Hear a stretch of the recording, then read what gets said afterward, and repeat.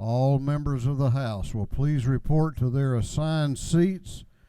All members of the House of Representatives will please report to their seats.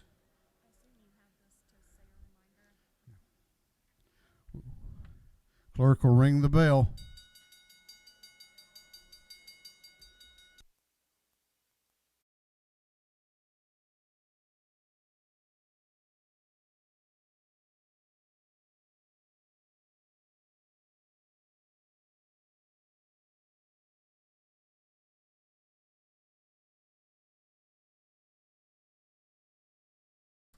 We're about to have the morning roll call. We are about to have the morning roll call. All members present will please vote green to signify their presence in the chamber, and the clerk will unlock the machines.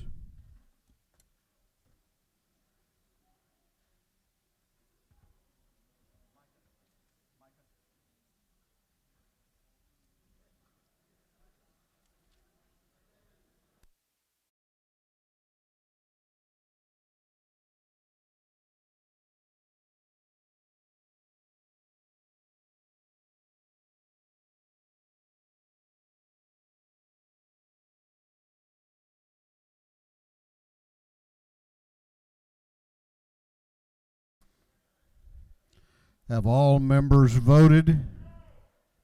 Have all members voted?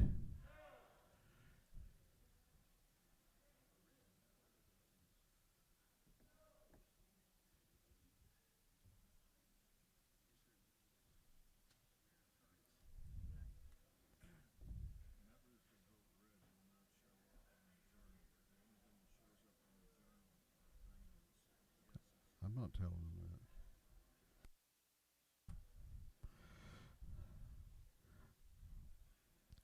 Have all members now voted? The clerk will lock the machines.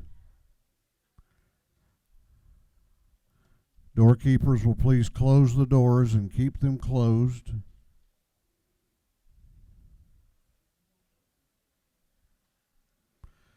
We will begin our day, Legislative Day 39, with scripture, reading, and prayer by the chaplain, after which we will pledge allegiance to the flag of our country.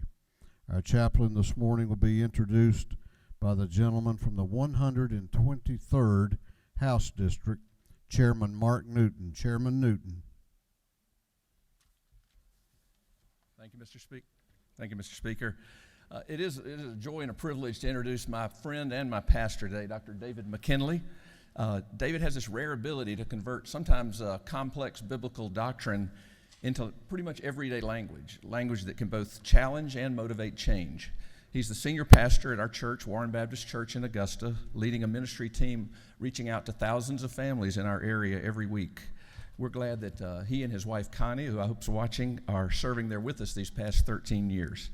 Previously, David pastored in Merritt Island in Boca Raton, Florida, but I have heard from a hint that he's grown to love a little island off the Georgia coast that the speaker's fond of and Mayor Don Hogan is fond of, St. Simon's Island. He's also the author of 2 books, the latest of which is The Life You Were Born to Give. David and Connie are blessed with 2 children and 6 grandchildren. Recently, Pastor David reminded us that God calls him to comfort the afflicted and to afflict the comfortable. This past year has certainly seen challenges in how we comfort others in time of loss, loss of jobs, loss of fellowship, even loss of life. David and the team have done a wonderful job reaching out in new and caring ways in a challenging year. But he's also never strayed from the second part that I mentioned of afflicting the comfortable, of challenging each of us not to be satisfied with the status quo, but for each of us, not just on Sunday, to reach out to others, regardless of any situational differences, to motivate us to bring unity and make a positive difference in the lives, families, and communities around us. I trust you'll appreciate this as well as we hear this morning from my friend, Dr. David Mckinley. Thank you, sir. Well, greetings and blessings to each of you today, and thank you so much, Mr. Speaker, and to each of you representatives from across the breadth of the life of Georgia and my dear friend Mark Newton, Dr. Newton, who is a congressman, who is a physician, who has all sorts of things that he does, and I'm so thankful for that. And I do bring you greetings today from the Garden City of Augusta, Georgia, where we are 7 days away from the great tradition of the Masters, the 85th edition of the Masters. And I believe this week that you all have received some hats that are allowing you to participate in that. I brought one more of those that I want to present to the speaker this morning, and it's kind of one of my favorites. It's the Amen hat.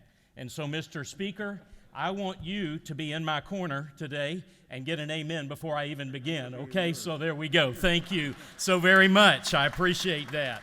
So we have the Amen corner hat up here today. Now, I realize that as I come before you this morning, that I am on your turf, and that I want to both honor your time and your attentiveness. But in a unique scheduling sequence, we are also in a place where you are on my turf. I am not a lobbyist or a legislator. I am a pastor and a teacher. And throughout my life and throughout my ministry, I have tried to be faithful to the calling that really I sensed when I was 15 years of age, 15 years old, that I had a sense of coming and doing what I'm doing today. Now, obviously, a lot of time has passed since I was 15.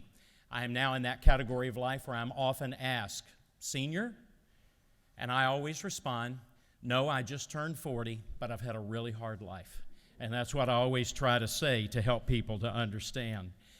When I was 15 years of age, I never could have imagined the challenges, the struggles, the hardships, the tragedies that I would face in years of ministry. I will return home this week to officiate in a funeral service for the loss of a husband and a father, a former veteran, whose wife, 39 years of age, is left with 3 children. And as you know, this is so much a part of life that we walk through, the struggles. I also could have never estimated, and I have often underestimated, the enormity and the regularity of the conflicts and challenges and changes that I would face over these last 4 decades.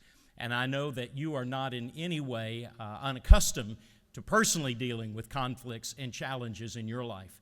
I think the greatest leadership maxim I've ever learned is this: I cannot make everybody happy, but I can make everybody mad. And I think you understand that as well, right? I also never dreamed of the privileges and the platforms that would be extended to me, one of which is standing in front of you today. But as I'm here in my life, just as in your life, a lot of different things have shaped the growth, the development, the experience of my life.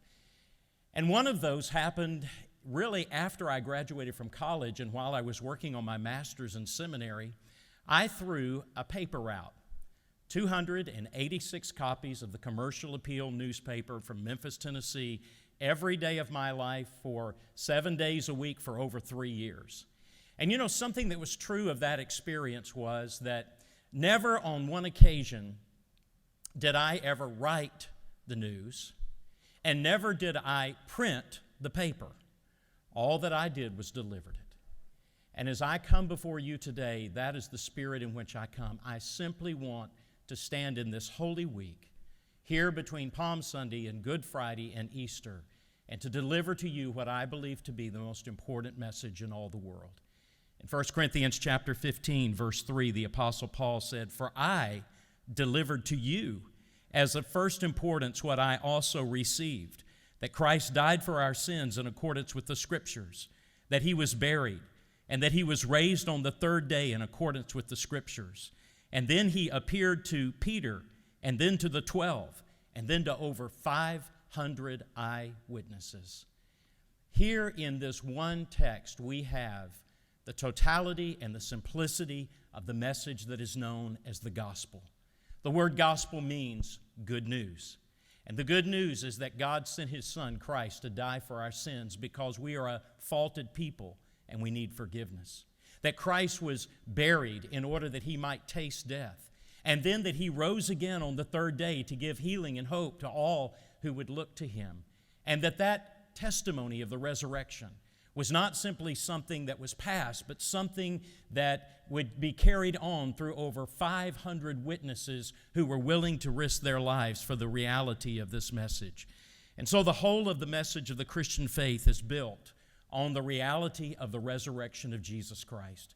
It was the Anglican theologian John Stott who said it well when he said, "Christianity is in its very essence a resurrection religion. The concept of resurrection lies at its heart. If you remove it, Christianity is destroyed."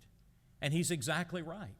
Paul, in this same chapter, went on to play his own skeptic when he wrote on down in verse 13, "For if there is no resurrection from the dead, then our preaching is in vain. Your faith is futile. And even we," that is the disciples, "are found to be misrepresenting God because we testified that Jesus rose from the dead. And if Christ is not raised, your faith is futile, you're still in your sins, and those who have fallen asleep in Christ have perished. And if in Christ we have hope in this life only, we are of all people to be most pitied." Think about what he just said there. He said, if Christ is not alive, then all preaching is pointless. Now, I don't know about you, but I've heard some pointless preaching in my time. Can I get an amen on that one at least? Yeah, there's plenty of pointless preaching, but what I'm here to tell you today is it's not an issue of pointless preaching. It's essentially, Paul is saying, if Christ isn't risen, there is no good news because there is no news. And while some men may live a lie, few are willing to die for a lie, and the disciples were willing to die for the truth of the resurrection. He says faith is futile, even foolish. We talk a lot in our world today about believing, but the question is not just do you believe, what do you believe? Faith isn't just a subjective thing, it is an objective thing. There must be a foundation of our faith. And then he says, if this is true, then the disciples are deceivers. They weren't just good men who didn't know better, they were bad men who willingly and knowingly deceived. He even used the courtroom scene. He said, we misrepresent through our testimony. He was talking about perjury. And if Christ is not alive, then death is final and the future is fearful. The only universal truth, if Christ does not live, is death. And then he says at the very end, Christ's followers are pitiful people. That sounds more like Late Night with Bill Maher than it does a biblical passage. Because if there is no Easter, then there is no hope. I love what Timothy Keller said when he said, if Jesus rose from the dead, then you have to accept all that he said. If he didn't rise from the dead, then why worry about anything that he said? The issue on which everything hangs is not whether or not you like his teaching, but whether or not he rose from the dead. And I stand before you to share testimony today that my hope is not in the Christian faith tradition, but it stands on the firm foundation of the resurrection of Jesus Christ, because I believe this to be the message of hope and the message of healing, because it is a message of power. Jesus didn't just come to show us how to live a good life. He came to give us power, to give us a new life. And I would just simply say and be so bold as to suggest to you today that the greatest need in our world today is not for more information or inspiration, not more moral teaching or psychological understanding, and not even greater economics or education, though every one of these has their place. The greatest need that we have right now in our world is for power. And I believe that that power is found in the name of Jesus Christ and his resurrection. I close with this. S.M. Lockridge, an African-American pastor who for 40 years shepherded the Calvary Baptist Church in San Diego, California, who was known for his alignment and allegiance through the civil rights era and hosted Dr. Martin Luther King in his church. By the way, if you've never Googled S.M. Lockridge, do it. There are some fabulous YouTubes out there. One of them is called It's Friday, but Sunday's Coming, and the other one is called That's My King. And in that he says this, Christ is enduringly strong. He is entirely sincere. He's internally steadfast. He's immortally graceful. He's imperially powerful. He's impartially merciful. No barrier can hinder him from pouring out his power in blessing. That's my King. Do you know him? Now, I may be naive, But I think there are plenty of people in this room, just as there are in every congregation that I stand in front of, who today need help and healing and hope.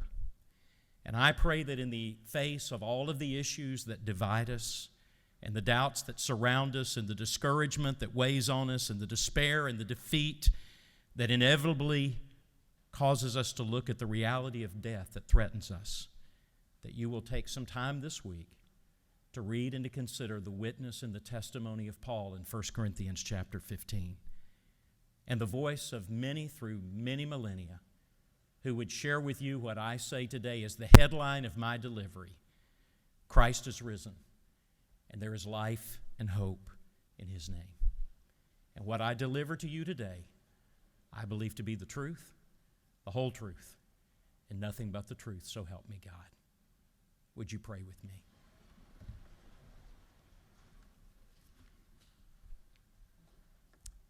Now may the God of peace and the God of hope fill you with all joy and peace in believing, so that through the power of the Holy Spirit you may abound in hope.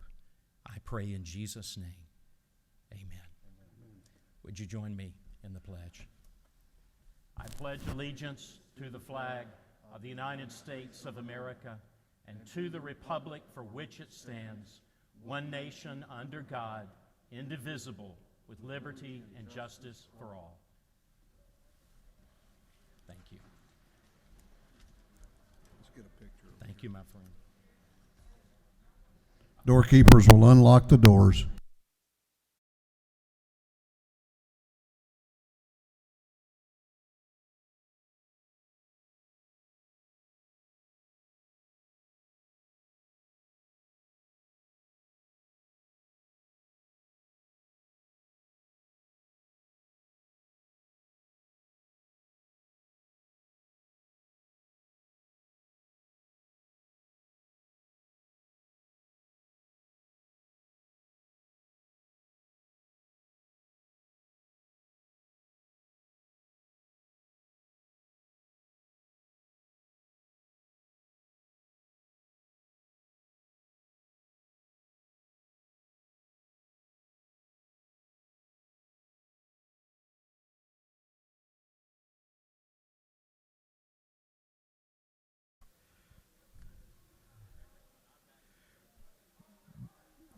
Before I recognize Chairman Hogan, I want to remind all members of the House, if I could have your attention, COVID-19 testing will take place today in room 230 here in the Capitol, and it will continue until 11 a.m.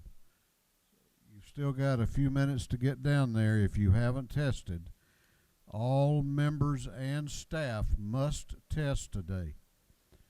Testing will be open until 11 a.m. The chair recognizes Chairman Hogan, the chair of the Committee on Information and Audits. Thank you, Mr. Speaker. Your Committee on Information and Audits has read the journal of the previous legislative day and have found it to be correct. And furthermore, Mr. Speaker, we need to be decisive, right or wrong, make a decision. The road of life is paved with flat squirrels who couldn't make a decision. Chairman Hogan, the chair of the Committee on Information and Audits, reports that the journal of the previous legislative day has been read and found to be correct. Is there any objection to the confirmation of the journal? The chair hears none, and the journal is confirmed. The clerk will read the resolution establishing the order of business for the day. Mr. Burns, on 59 moves the following be established as the order of business during the first part of the period. Unanimous consents. Introduction of bills and resolutions. First reading and reference of House bills and resolutions. Second reading of bills and resolutions. Reports of standing committees. Third reading and passage of uncontested local bills and resolutions. First reading and reference of Senate bills and resolutions. Mourning orders. Is there any objection to the adoption of the resolution establishing the order of business for the day? The chair hears none, and the resolution is adopted. First reading of bills and resolutions. The clerk will read. House Bill 8 by Representative Scott of the 76th, bill being entitled Act to Amend Chapter 3, Title 20 of the Official Code of Georgia annotated relating to post-secondary education. Higher education. House Bill 14 by Representative Scott of the 76th, bill being entitled Act to Amend Article 3, Chapter 2, Title 40, the Official Code of Georgia annotated relating to prestige license Motor plates. vehicles. House Bill 822 by Representative Scott of the 76th, bill being entitled Act to Amend Chapter 4, Title 1 of the Official Code of Georgia annotated relating to holidays and State observances. planning and community affairs. House Bill 823 by Representative Newton of the 123rd, Hatchet of the 150th, Douglas of the 78th, and Cooper of the 43rd. Bill being entitled an Act to Amend Chapter 24, Title 33, the Official Code of Georgia annotated relating to insurance. Special Committee on Access to Quality Health Care. House Bill 824 by Representative Cantrell of the 22nd and Mitchell of the 88th. Bill being entitled an Act to Amend Chapter 6 and Title 47 of the Official Code of Georgia annotated relating to Georgia Legislative Retirement System. House Bill 825 by Representative Cooper of the 43rd, Dempsey of the 13th, Parrish of the 158th, Stevens of the 164th, and Smith of the 70th. Bill be entitled an Act to Amend Article 7, Chapter 4, Title 49, the Official Code of Georgia annotated relating to medical assistance generally. Health and Human House Services. Bill 826 by Representative Earhart of the 36th, Reeves of the 34th, and Setzler of the 35th. Bill be entitled an Act to incorporate the city of Lost Mountain.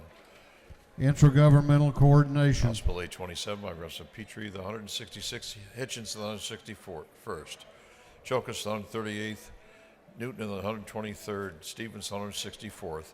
Bill be entitled an Act to amend Code Section 35-823, the Official Code of Georgia annotated relating to basic training. Public Safety and Homeland Security. House Bill 828 by Representative Bodie, the 62nd, Schofield, the 60th, Parker, the 101st, Wen of the 89th, Lim of the 99th, and others.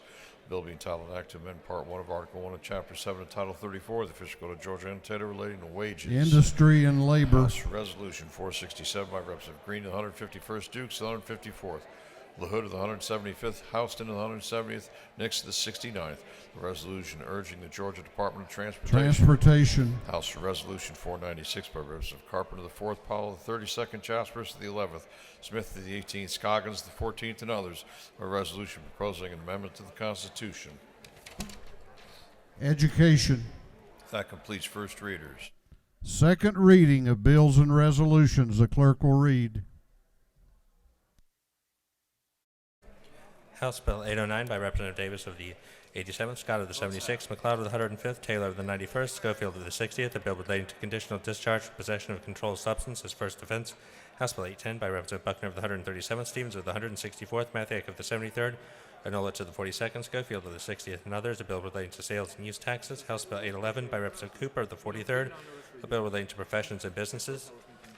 House Bill 812 by Representative Lim of the 99th, Maynard of the 56th, Lopez of the 86th, a bill relating to zoning procedures. House Bill 813 by Representative Lim of the 99th, Maynard of the 56th, Lopez of the 86th, a bill relating to general provisions relative to mass transportation. House Bill 814 by Representative Lim of the 99th, Maynard of the 56th, and Lopez of the 86th, a bill relating to zoning procedures. House Bill 815 by Representative Lim of the 99th and Thomas of the 21st, a bill relating to annexation pursuant to application by owners of 60% of land and 60% of electors. House Bill 816 by Representative Lim of the 99th, Scott of the 76th, Park of the 101st, Lopez of the 86th, Maynard of the 56th, a bill relating to the Department of Community Affairs. House Bill 817 by Representative Lim of the 99th, Maynard of the 56th, and Lopez of the 86th, a bill relating to initial determination and redetermination of eligibility for amount of and duration of unemployment benefits. House Bill 818 by Representative Lim of the 99th, Scott of the 76th, Park of the 101st, Lopez of the 86th, Maynard of the 56th, a bill relating to landlord and tenant. House Bill 819 by Representative Lim of the 99th, Maynard of the 56th, and Lopez of the 86th, a bill relating to foreclosure. House Bill 820 by Representative Mitchell of the 106th, a bill relating to Hope scholarships and grants. House Bill 821 by Representative Mallow of the 163rd, Mathiak of the 73rd, Gaines of the 117th, Neal of the 74th, Moore of the 95th, a bill relating to tax returns and furnishing of information. House Resolution 452 by Representative Cooper of the 43rd, a resolution urging the Georgia Department of Public Health to take action to increase child and adolescent immunization rates. Senate Bill 300 by Senator Hickman of the 4th, a bill to amend an act creating a Board of Commissioners for Tattnall County. Senate Bill 301 by Senator Duggan of the 30th, a bill to authorize the City of Carrollton to exercise all redevelopment and other powers under the Redevelopment Powers Law. Senate Bill 302 by Senator Walker III of the 20th, a bill to amend an act to provide a minimum compensation for certain county officers of Pulaski County. Senate Bill 304 by Senator Kennedy of the 18th, a bill to create the Peach County Public Facilities Authority. Senate Bill 305 by Senator Burke of the 11th, a bill to provide a homestead exemption from Early County School District ad valorem taxes. Senate Bill 306 by Senator Jones of the 10th and Strickland of the 17th, a bill to amend an act to provide for a new Board of Commissioners of Henry County. Senate Bill 307 by Senator Walker III of the 20th, a bill to create a Board of Elections and Registration for Pulaski County, through second readers.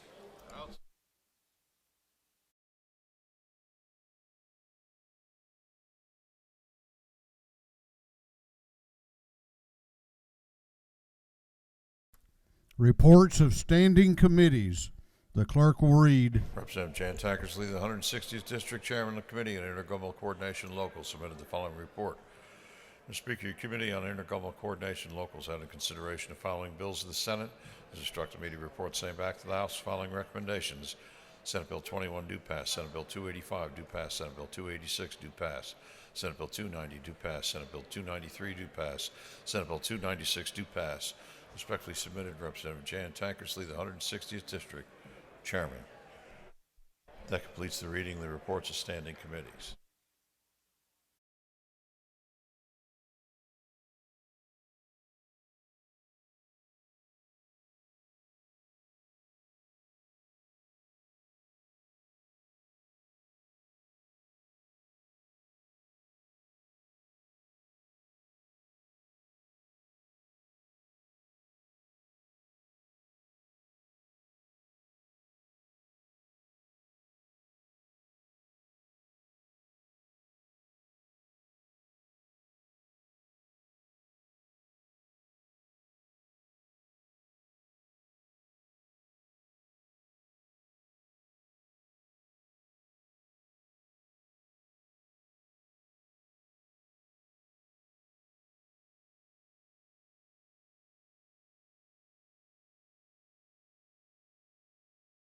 Okay, we're going on now to the local calendar.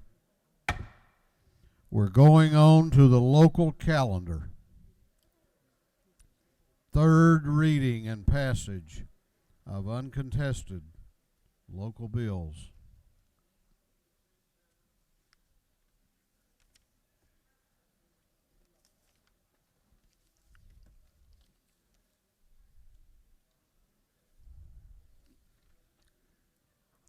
If there is no objection, we will vote on the local calendar as a whole with a recorded vote.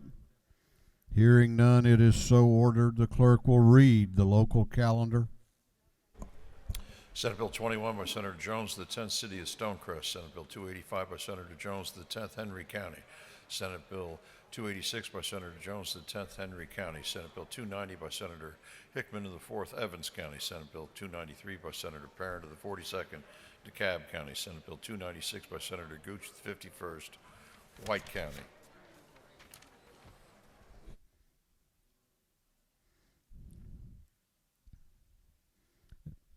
Is there any objection to the previous question being ordered on the local calendar? The chair hears none. The previous question is ordered. Is there any objection to agreeing to the report of the committee, which was favorable to the passage of the bills? The chair hears none. The report of the committee is agreed to. Shall these bills now pass? All those in favor of the passage of the bills on the local calendar will vote aye. Those opposed will vote no, and the clerk will unlock the machines.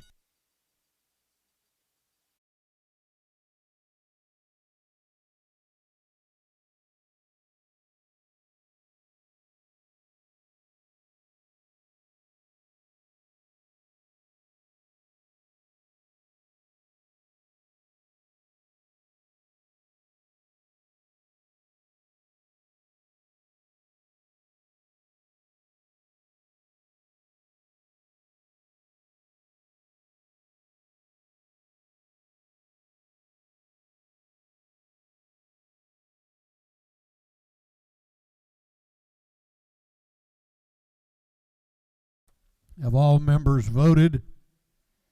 Have all members voted? If so, the clerk will lock the machines. On the passage of the bills on the local calendar, the ayes are 155, the nays are 5. These bills, having received the requisite constitutional majority, are therefore passed. We're going on now to mourning orders. Going on to mourning orders. Members will give attention and respect to the members in the well. Chair recognizes Chairman Lynn Smith and members of the Coweta County delegation, along with their neighbors in that part of West Georgia, for a mourning order.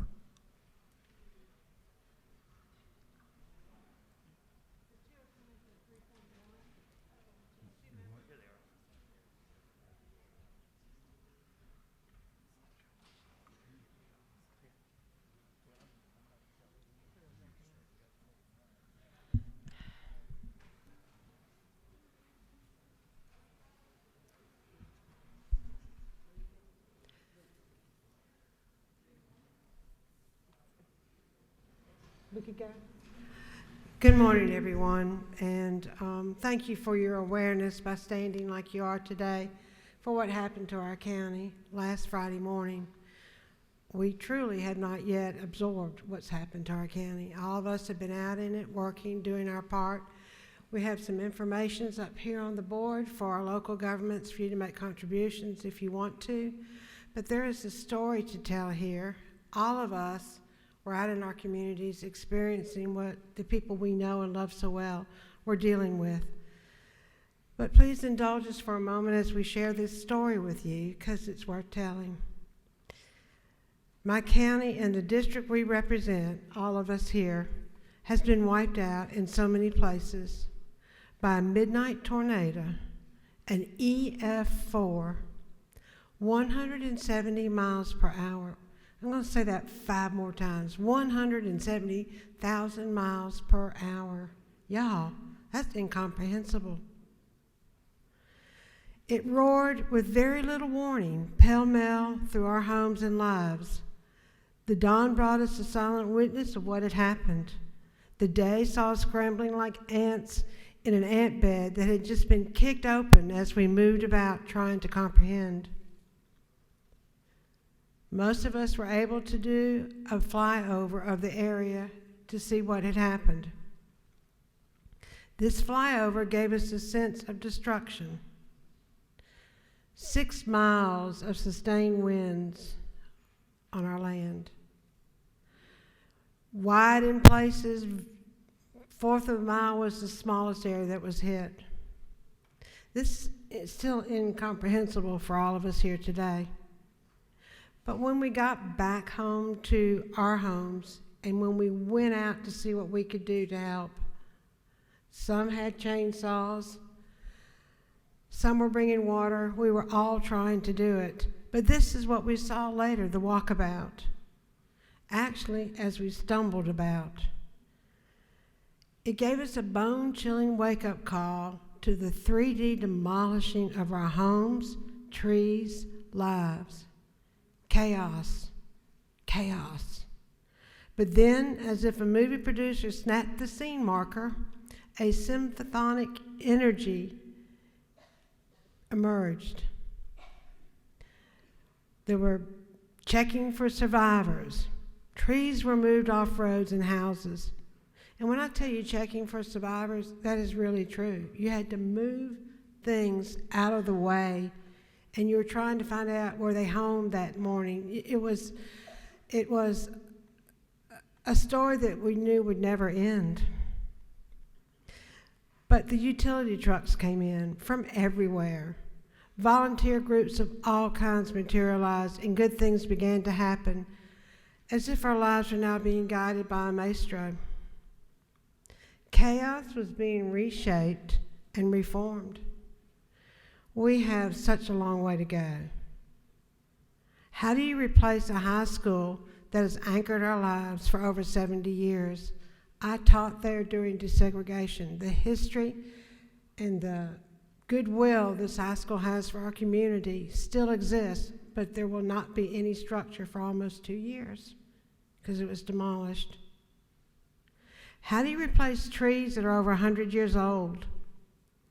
How do you regain the historic homes, both in the wealthy areas of our area and in the poorest areas of our area? How do you cope? How do you survive? How do you thrive? Well, I can tell you, as we're witnessing it now, the talent and creativity that has long defined Noonan and Coweta is being put to good use, guiding our energies into a 21st century marvel. We know that is our goal. There is no woe in us. With God as our strength, this is from Corinthians, with God as our strength and our guiding light, we can overcome and survive our hardships. But it is with your compassion that you're showing today. It is the compassion of so many leaders in our state. We have schools, bivouacking, GEMA, we have everywhere. We are really living almost as if we have just been a bombed out area. But thank you. We don't have all the information to tell you now because so many of you have already spoken to us about helping us. What can we do? We're still putting it together, but our community has always been able to attract and keep and have the type of leadership that we've always found out we needed. Look at our delegation here today. And we have Randy Nix here with a story to tell as well about Heard County, coming from Heard County and Coweta County. What is still incomprehensible to me and to all of us, though, is that no one died. I know. Y'all.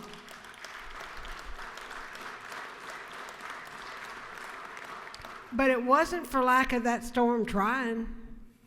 We can all give you a tale. Somebody's second story apartment was sucked out, got the cat. The man who wasn't there came home and found his cat. The friends of mine, someone was awakened by the siren, and so there's maybe something there, got out of bed, and the tree hit her bed. We can all tell you a tale like that, but we survived. There was one man who heard the siren and was trying to get to his family in time to help them, and he died of a heart attack on the way. It is not counted as a fatality to this storm, but it is an example of how much compassion and wherewithal that we as people have when we pull together. We're a faith-based state. That is so obvious. I stood with our ministers. I stood with the principal of the high school that was no more, and I said, "You've just been through COVID." I said, at least you have them trained to do virtual learning. I said, but what about the esprit de corps? What about the campus? What about the next year? But those are things we don't answer. I think we instead use the spirit and the love that God has given us. We tell you our story. We ask your grace and strength for our community. And I'm going to step aside now because I know there are other stories to tell. And Mr. Speaker, I'm looking for the hook, but if you'll let us keep talking. We only have a collective time limit. There's 2 minutes left. 2 minutes left. The other actual resident of Coweta County is Representative Singleton, and he can tell you briefly what his team of volunteers did. Thanks, Lynn. I think Chairman Smith said it very well. It's hard not to get emotional about it. We're all very tired. It was a very long weekend. Unbelievable support. We have a emergency collection point that we've actually had to move to the fairgrounds now because we overwhelmed the initial emergency collection point. And so now it's at the fairgrounds, and we're actually having to ask people to stop giving because we have so much. We went and just a couple hours notice, we were able to put together some reaction teams, and with a couple hours notice, we put out, hey, everybody meet at Smoky Road Middle School, and I had over 150 family members and people show up, and we were able to go clear some houses and families. There's just one family that we cleared their yard, and the only thing you could see in their home was the master bathroom with the shower tub combo still standing. You could see the back of the shower tub. Everything around it was gone, completely gone. and the family of 4 and their dog were in the tub, and they survived. They were unscratched. So there will be stories. We'll share more of them with you. Thank you for your prayers. That's obviously extremely important. The outpouring support, the governor coming down and seeing the devastation and putting the resources immediately into play. It's hard to understate how important that was and how important that's going to be going forward. But pray for our community. We have a lot of work that's going to be needed. We're going to need resources. We're going to need your support as a body. And I thank you, and I think Chairman Smith said it best. Thanks. Thank you, Mr. Speaker. Thank you, Madam Chair.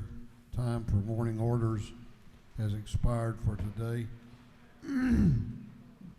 There were a number of members who did not get reached. Please see the messenger if you wish to sign back up for Legislative Day 40.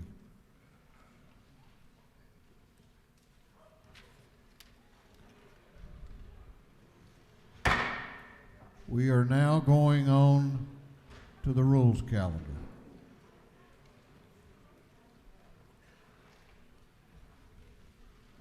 What purpose does Chairman Richard Smith rise?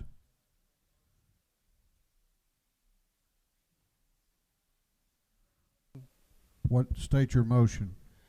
I move that Senate Bill 78, that's on the current rules calendar, and Senate Bill 201 on the first supplemental calendar be recommitted to rules.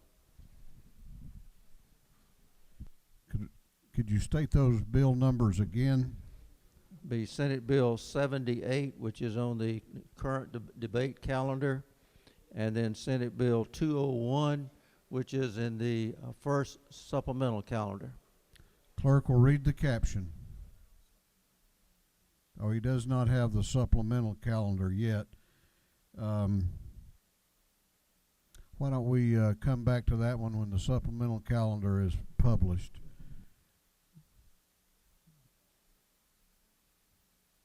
Senate Bill 78 by Senator Jones, the 22nd Anderson, the 43rd Harrell, the 40th Parent, of the 42nd Butler, the 55th, and others, be entitled an act to amend Part 3 of Article 3 of Chapter 11, Title 16 of the Official Code of Georgia Annotated relating to invasion of privacy, so as to revise the prohibition on electronically transmitting or posting nude or semi-explicit photographs or videos. On the chairman's motion that Senate Bill 78 be recommitted to the rules calendar, is there objection? Is there objection? The chair hears none, and it is so ordered.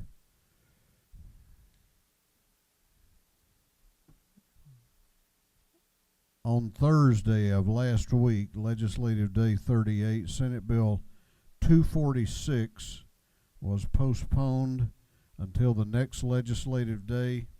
It is called at this time.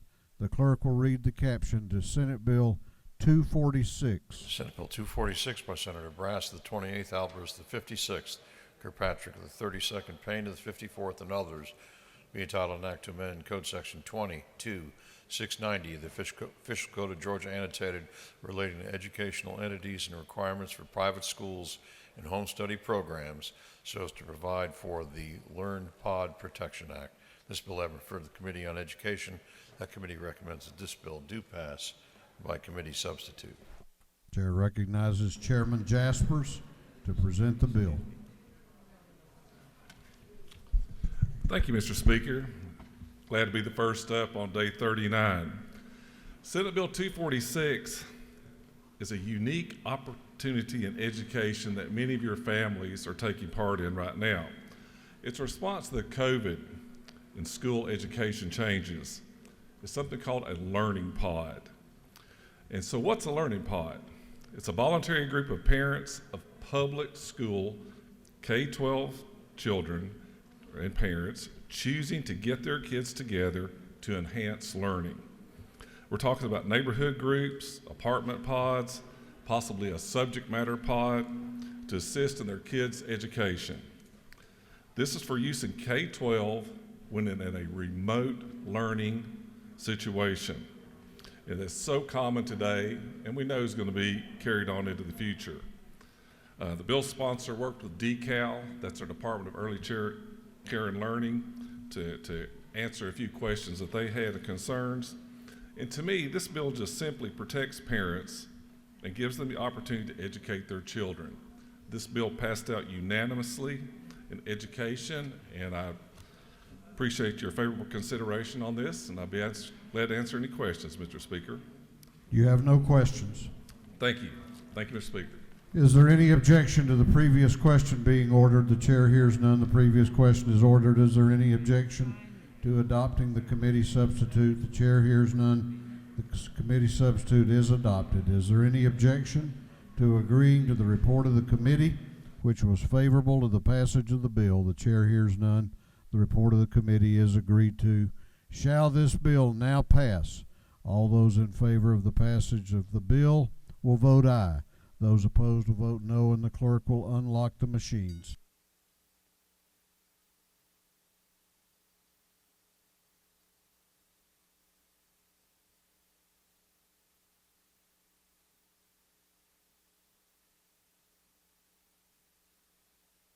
Have all members voted? Have all members voted?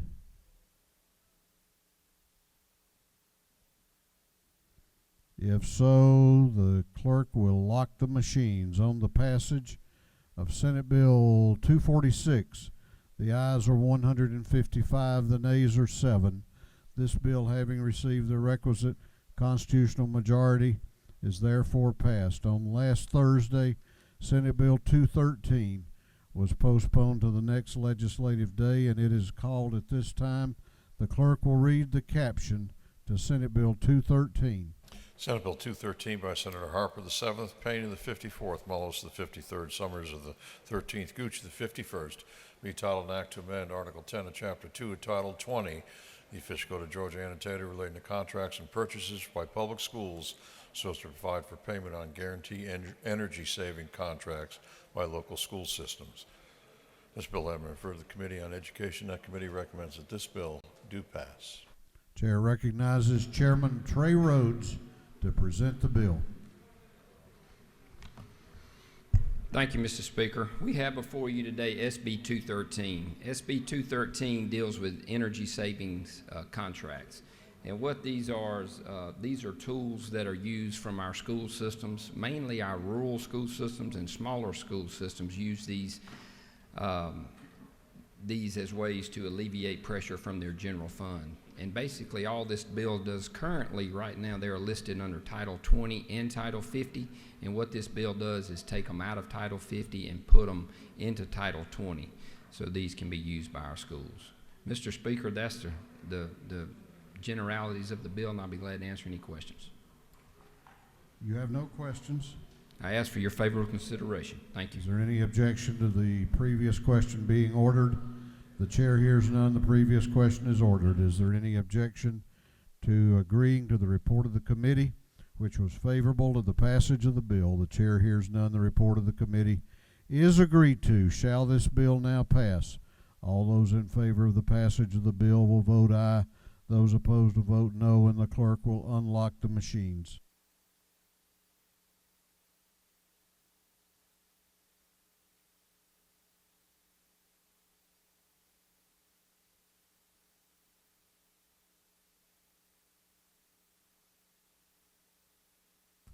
Have all members voted? Have all members voted? If so, the clerk will lock the machine on the passage of Senate Bill 213. The ayes are 164, the nays are 2. This bill, having received the requisite constitutional majority, is therefore passed. Clerk will read the caption to Senate Bill 117. Senate Bill 117 by Senator Miller of the 49th, Cowser to the 46th, Anna Duarte of the 31st, Payne of the 54th, and others, being entitled an act to amend Chapter 6 and Title 16, Article 1 of Chapter 10 of Title 17, Article 2 of Chapter 3 of Title 35, Title 42, and Article 1 of Chapter 2 of Title 49 of the official code of Georgia annotated relating to sexual offenses. This bill having referred to the Committee on Judiciary and Non-Civil, that committee recommends that this bill do pass by committee substitute. Chair recognizes Representative Gaines to present the bill. Thank you, Mr. Speaker. Senate Bill 117 closes a loophole in Georgia law. We've since seen situations in the state from my hometown of Athens to Gainesville to Chatham County where sexual predators are only being charged with a misdemeanor due to a gap in the law. In Athens, for example, we had an individual who was a coach on a community team. He repeatedly inappropriately touched a young female on that team. After it became public, another victim came forward as well. But unfortunately, due to Georgia law and the gap in the law, this person was only charged with misdemeanor offenses and was also unable to be placed on the sexual predator registry. This bill will fix that issue by ensuring that improper sexual contact by a person in position of trust can be charged with a felony. A bipartisan group of prosecutors are asking for this legislation, and it passed the Senate unanimously. Mr. Speaker, I'd be happy to answer any questions if there are any. You have no questions. Thank you, Mr. Speaker. I yield the will. Is there any objection to the previous question being ordered? The chair hears none. The previous question is ordered. Is there any objection to adopting the committee substitute? The chair hears none. The committee substitute is adopted. Is there any objection to agreeing to the report of the committee, which was favorable to the passage of the bill? The chair hears none. The report of the committee is agreed to. Shall this bill now pass? All those in favor of the passage of Senate Bill 117 will vote aye. Those opposed will vote no, and the clerk will unlock the machines.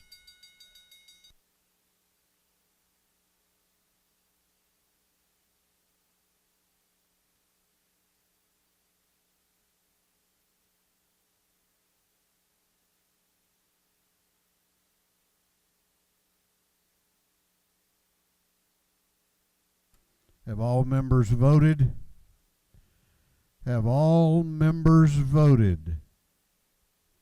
If so, the clerk will lock the machine. On the passage of Senate Bill 117, the ayes are 170, the nays are 0.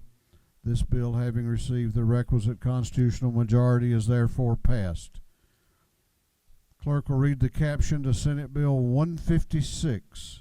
Senate Bill 156 by Senator Harbin of the 16th, Tippins of the 37th, Lucas of the 26th, Hillary the 19th, Gooch of the 51st, and others, to be entitled an act to amend Title 34 of the Official Code of Georgia, annotated relating to labor and industrial relations, so as to provide for the appointment, oath, bond, powers, duties, and authority of a chief labor officer. This bill having referred to the Committee on Industry and Labor, that committee recommends that this bill do pass by committee substitute. Chair recognizes Representative Kirby to present the bill. Thank you, Mr. Speaker. I rise today to present you with Senate Bill 156. And I'm going to start off with a couple of things about what it's not that I've heard. It's not about unemployment benefits and who's controlling those. And I'll be the first one to tell you, our Department of Labor, the hardworking men and women in that department have done an outstanding job. When you're dealing with 1 million unemployment claims and they get 98% of them adjudicated in 5 to 7 days, that's remarkable. And especially when you think they were staffed for a good economy with low unemployment. Now, granted, if they get 98% of those 1 million claims adjudicated, there's 20,000 Georgians out there waiting for final disposition of their claim, whether they're entitled to it or not. That's still a lot of people, and we get those calls, and I know you do too. And they're working hard to get those, and they're doing an outstanding job. So this is not about unemployment, if you've heard that. It's not. This has to do more with our bond package than anything. If we lose our AAA bond rating because we don't get the reports that we need on how much money we may owe the federal government, that affects every budget item that you support. It affects our bond package of what we can do and build in the future. This is extremely important information that Chairman England needs, Chairman Tillery in the Senate. That's why 43 senators co-sponsored this bill on the Senate side. So what does it actually do? All it does is we are creating a new position. It's going to be called the, wrong page.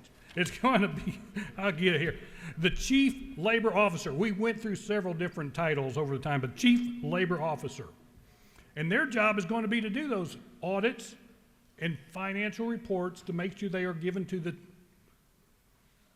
chairman timely and our budget people timely.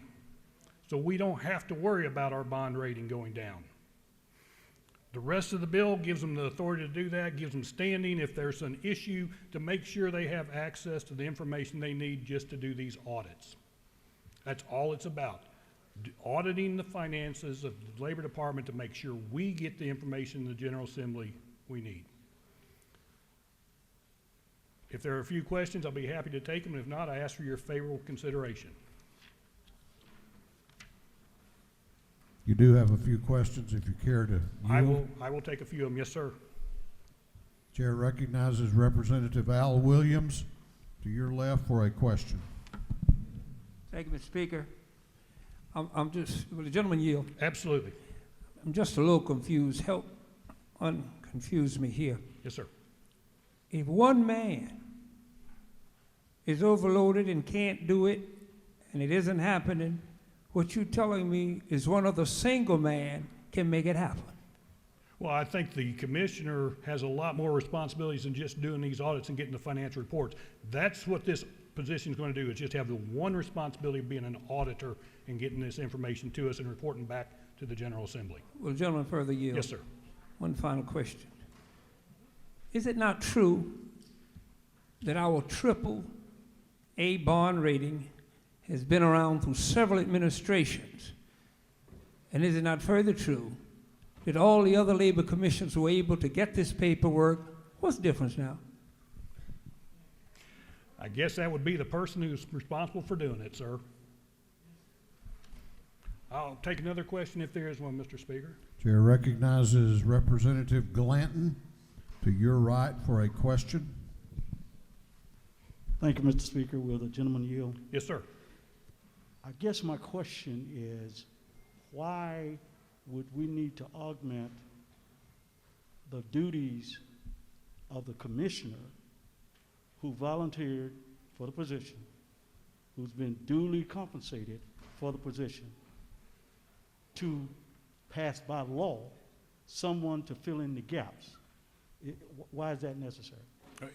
We did not get the information this year that we needed. If we're not getting it, we've got to have it, and we need to take action to make sure we preserve that bond rating and get the financial data that we need. Thank you. One further question, please. Yes, sir. It would seem to me, as a leader, both in corporate America and the military, that if you have someone who is not providing you with the information that you need in their areas of responsibility, you get rid of them. That will be up to the voters in 2022, sir. But we're not dealing with the voters and putting somebody in. No, but this does have it does, if you look on the last line, in December 31, 2022, this will sunset. Now, we would always have the ability to extend it if we thought that was needed, but it will go with the sunset on the end of the 2022 year. I appreciate the gentleman's response, and putting a sunset on it, in my mind, has nothing to do with taking and alleviating the responsibility and the scope of the commissioner's responsibility with him being able to do his job. So maybe we need to pass a law to change commissioners. That's a debate for another day, sir. Just a thought. Thank you so much. Mr. Speaker, I think we'll go with that, and I'm going to ask for your favorable consideration, and I yield the well. Chair recognizes Representative McLean to speak to the bill. Thank you, Mr. Speaker. You know, colleagues, I rise today to speak against SB 156. I have no idea. I've heard the questions about SB 156. We've heard about the bond rating. You know, even in committee, 156 barely got out of committee. It was about 6 or 7, one vote. I mean, bipartisan, both sides. You know, and I hear that. You know, if someone's not doing their job, we've got an election. We can get rid of them. You know, but also in committee, you know, it was the governor was the one appointing the labor officer, and then I guess it came out of we've got some kind of way. I think, Mr. Speaker, nothing against you, Mr. Speaker, but I guess if it would have came to the committee that way, it may have been something different. But now the Speaker of the House makes that appointment of that labor officer. Again, we all are elected officials. We all are elected officials. When I say we're all elected officials, I would want anyone to come to my district and appoint someone over me to watch me, and I'm the one that's got to pay them out of my budget. I just think that's wrong. I think that's bad policy. I think we've already done something. This is 202-like. We've taken away the Secretary of State, and now we're looking forward to take away the Department of Labor. I mean, colleagues, I'm asking you all to vote no on this piece of legislation because it is wrong. It is bad policy. If we take over the Labor Commission, what's next? Secretary of State's gone, Labor Commissioner's gone. What's next? I don't know what's next, but we've got to quit doing that. These people are elected to do a job, and they need to do their job, or we need to elect somebody else. So with that, Mr. Speaker, I'll take any questions anyone want to ask, or I will yield the well. But I'm asking my colleagues to vote no. You've got a couple of questions if you care to yield. I yield. Chair recognizes the Minority Caucus Whip, Representative Wilkerson, to your left for a question. Thank you, Mr. Speaker. Does the gentleman yield? I do. Is it not true that it's very rare for a speaker that's both for a bill and against a bill to convince me to vote no? Is that not true? Yes, but what you have to realize is good policy. And right now, this is bad policy only because you're taking someone that's elected by the people and someone that's appointed by an official. And does the gentleman further yield? Yes, I do. So prior to this conversation, my concern was the fact that, like many of us in this chamber, I'm receiving a ton of calls from constituents who want their unemployment benefits. But after listening to the author, the sponsor of the bill, is it not true that this bill would do nothing for those individuals that are waiting for their unemployment? The only thing it would do is help us with the bond rating, and that is not people. Is that true? You heard the author of the bill say that. This is bond rating. This will not help anyone with you making sure your constituents collect their unemployment. Mr. Speaker, I yield the well. Gentleman has yielded the well. Is there any objection to the previous question being ordered? The chair hears none. The previous question is ordered.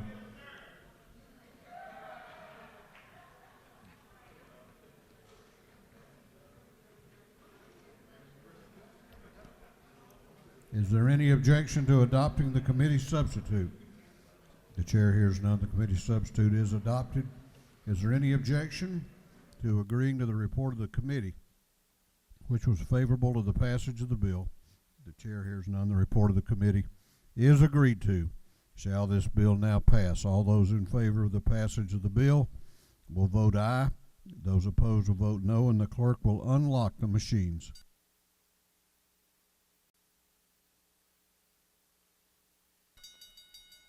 What purpose does Representative Buckner rise? Parliamentary inquiry. State your inquiry. Isn't it true we've had two bills that have effectively removed power from duly elected state officials before our House? If the lady interprets them that way, then I'm sure she does so honestly. Will it further inquiry? State your inquiry. Well, it appears power has been taken away last week from the Secretary of State, and it appears that with this bill some power is being taken away. I guess I just wonder who's next. Stay tuned. What purpose does Representative Jasmine Clark rise? Thank you, Mr. Speaker. Parliamentary State inquiry. your inquiry. Is it not true that this bill gives a non-elected official the power of an elected position, but will not even address the unemployment issues that are affecting our constituents? I'm sure the lady believes that to be true. We will do one more parliamentary inquiry. Chair, what purpose does Representative Carpenter rise?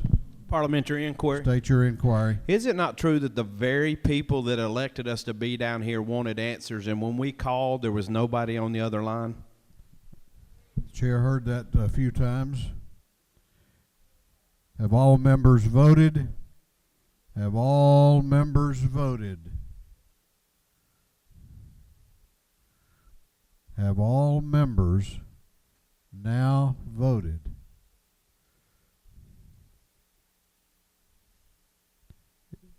If so, the clerk will lock the machines. On the passage of Senate Bill 156, the ayes are 85, the nays are 84. This bill, having failed to receive the requisite constitutional majority, has therefore failed.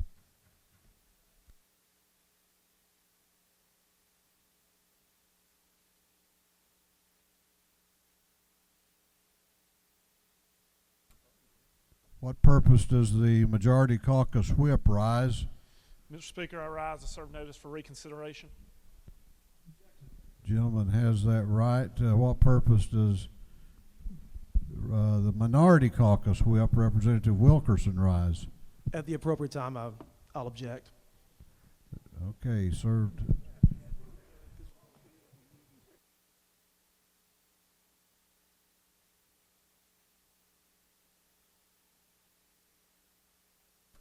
All right, gentleman's objection is noted. We do have to vote the motion or the request for reconsideration now, the motion. If the motion succeeds, the bill will go back on the general calendar.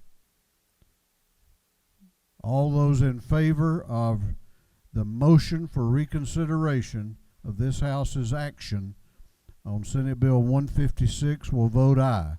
Those opposed will vote no, and the clerk will unlock the machines.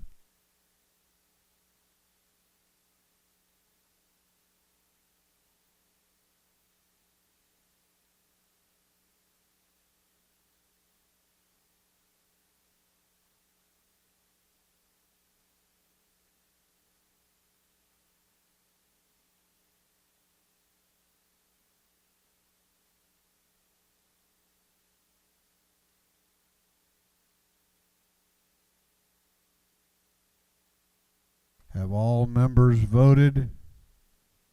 What purpose does Representative Deloach rise? Mr. Speaker, isn't it true that a number of members of this House feel like that the Speaker of this House is eminently qualified to make this appointment? Well, I don't know how many think that. All right, have all members now voted? If so, the clerk will lock the machines on the motion for reconsideration. The ayes are 92, the nays are 76. This House has reconsidered its action in failing to give Senate Bill 156 the requisite constitutional majority. That bill will now go back on the general calendar. Clerk will read the caption to Senate Bill 236.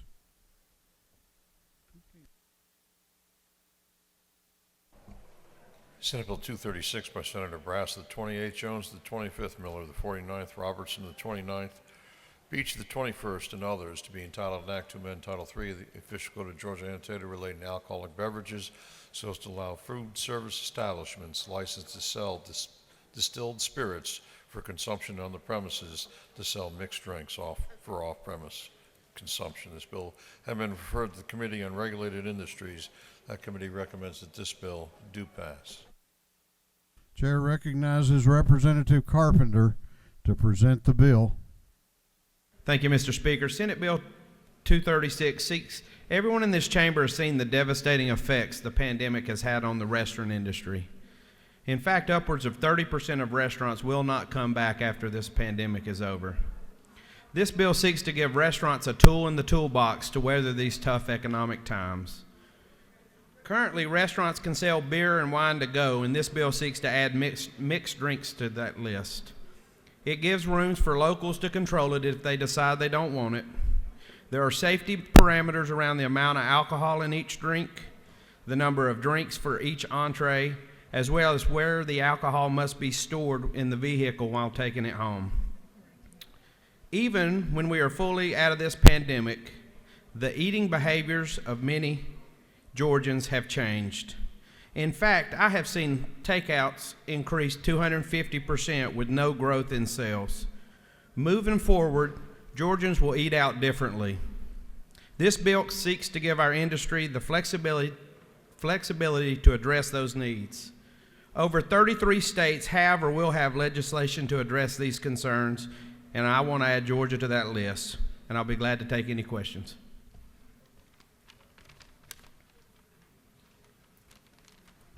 You have a question if you care to yield. I yield.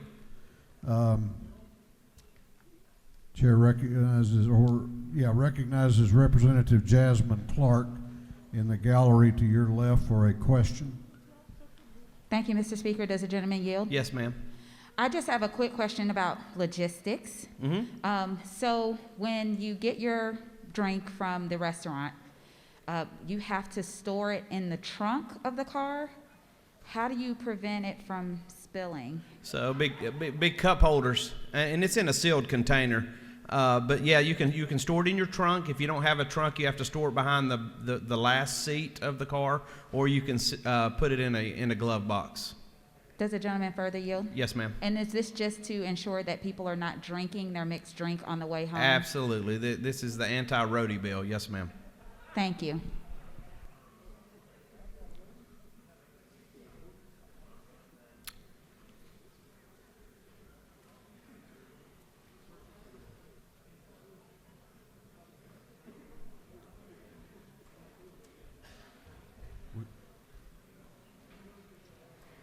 You have further questions if you care to yield. Yeah, I'll take one more, sir. Chair recognizes Representative Walensky over in room 341.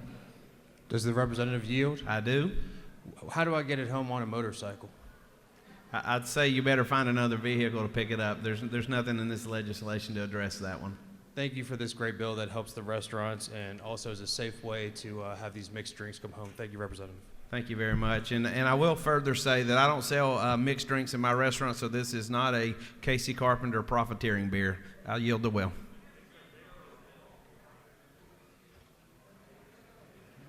Any objection to the previous question being ordered? The chair hears none. The previous question is ordered. Is there any objection to agreeing to the report of the committee, which was favorable to the passage of the bill? The chair hears none. The report of the committee is agreed to. Shall this bill now pass? All those in favor of the passage of the bill will vote aye. Those opposed will vote no, and the clerk will unlock the machines.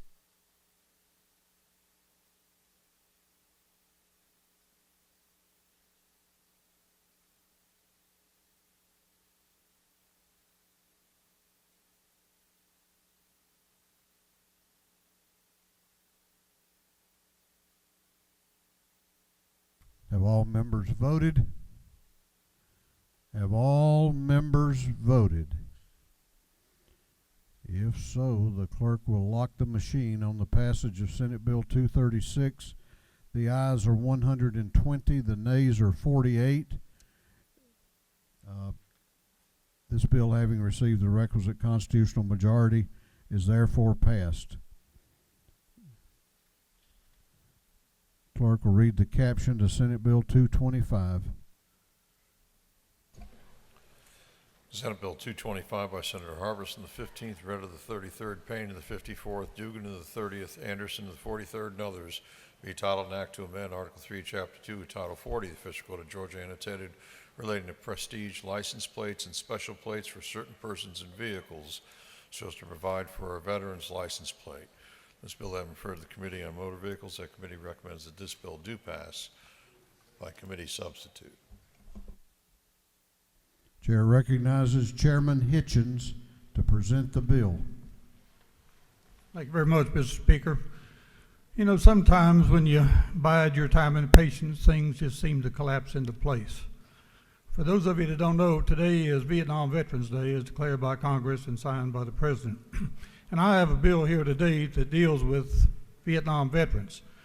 It's a little bit unique because it doesn't affect veterans who served in the United States military. It affects veterans from allied countries who served with us in Vietnam. We had 5 allies in Vietnam: Australia, New Zealand, the Philippines, Thailand, and South Korea.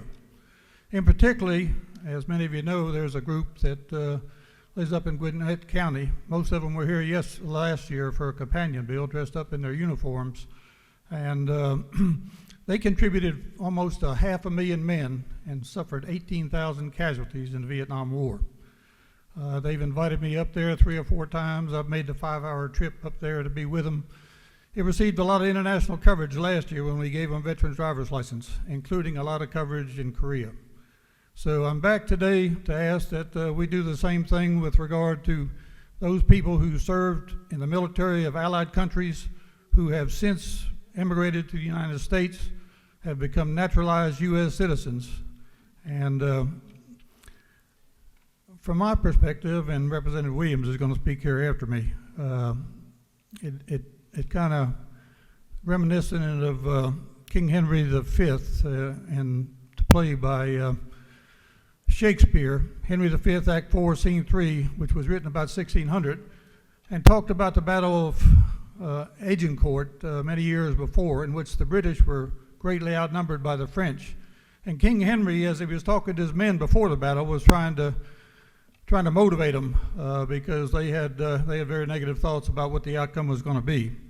And what he said, well, there's quite a long speech, but those that become immortalized were, he said, "We few, we happy few, we band of brothers. For he today who sheds his blood with me shall be my brother." And that's the way I feel about these people, and I know Representative Williams is going to say the same thing. So if there are no questions, I ask for your favorable consideration. You do have a question if you care to yield. Certainly. Chair recognizes Representative McLean in the gallery to your right for a question. Thank you, Mr. Speaker. Does the gentleman yield? Yield. This tag, it is only for the allies that are naturalized citizens of the U.S. That's correct. They have to have the equivalent form of a DD-214, and the Koreans, it takes them about 3 months to get it, but we require that they put it in English now, a DD-214, and it itemizes their time in Vietnam. It's specifically for Vietnam combat veterans, and that's correct. They get a license plate. Thank you. Great bill.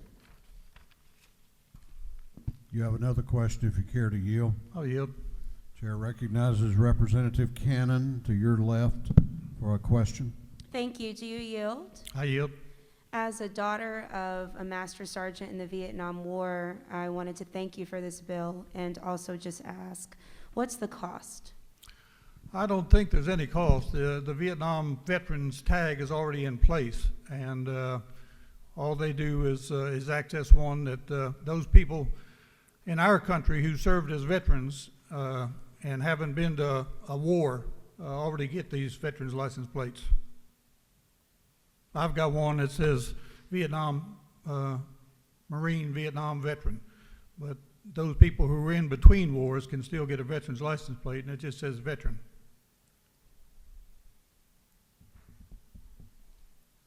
No further questions. I yield the will.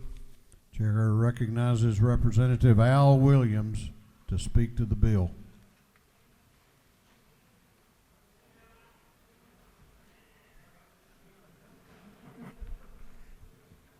Thank you, Mr. Speaker. It felt good to be able to sit everybody down. That was strong. Even the speaker sat down when I said. Let me first thank Representative Hitchens for bringing this bill. Of those 5 allies, I served with 3. The Army of South Vietnam, the Army, of course, of South Korea, and briefly with the Australian troops.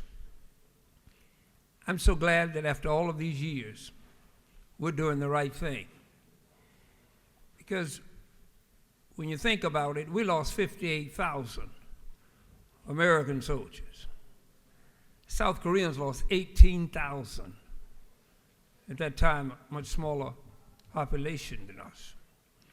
And there's one thing about serving with the South Koreans, and I served with the White Horse, members of the White Horse Division Military Police they did not feel like they were as bound to the Geneva Accords as we were.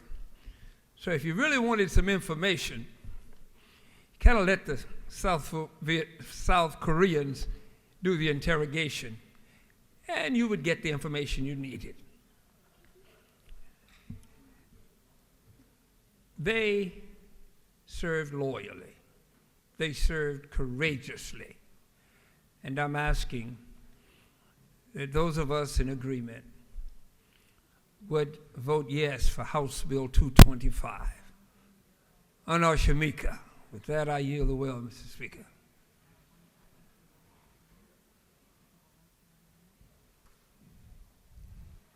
Gentleman has yielded the well. Representative Williams, I hope you didn't take any disrespect at my sitting down. My feet were hurting.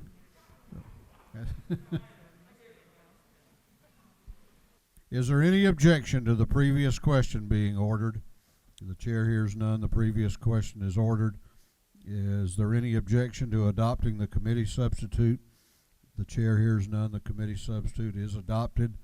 Is there any objection to agreeing to the report of the committee, which was favorable to the passage of the bill? The chair hears none. The report of the committee is agreed to. Shall this bill now pass? All those in favor of the passage of the bill will vote aye. Those opposed will vote no, and the clerk will unlock the machines.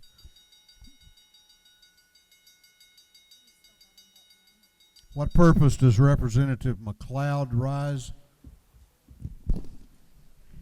Parliamentary inquiry. State your inquiry. Isn't it true that Brian Kim of Gwinnett County called and asked me to vote for this bill because he wanted me to know that he stands proudly with his community?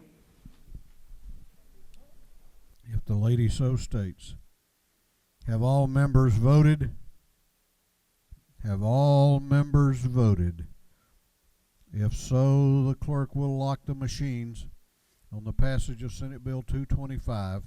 The ayes are 173, the nays are 0. This bill, having received the requisite constitutional majority, is therefore passed.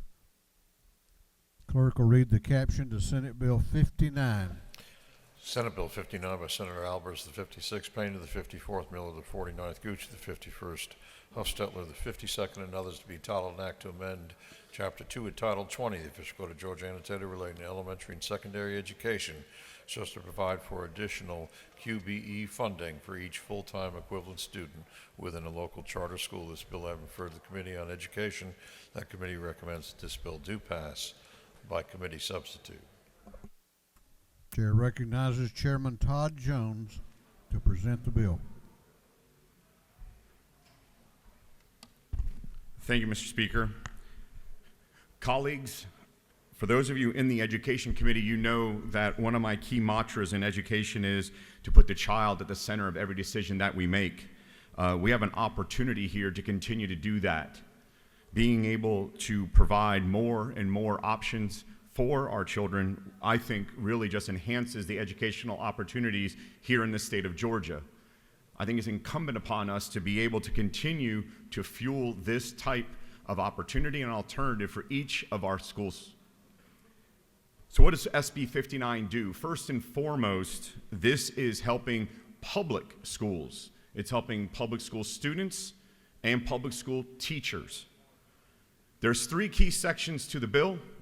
The first one talks to basically bringing up the QBE base to each of the local charter school systems to be exact as the charter systems approved school, and that's 3.785, which is the equivalent of circa just a little over $100. The second key thing that this bill does, it provides an opportunity for the local charter to not just at the time of its charter, but also at the time of its renewal to opt into the state health benefit plan for its teachers. Clearly, we want to do everything we can for our public school teachers, and we want to make sure that they have an opportunity to have that type of fringe benefit provided to them through the state. And then finally, the last thing that it does is for these students at the local charter schools, it provides the opportunity to ensure that they get their equal proportion of federal funding.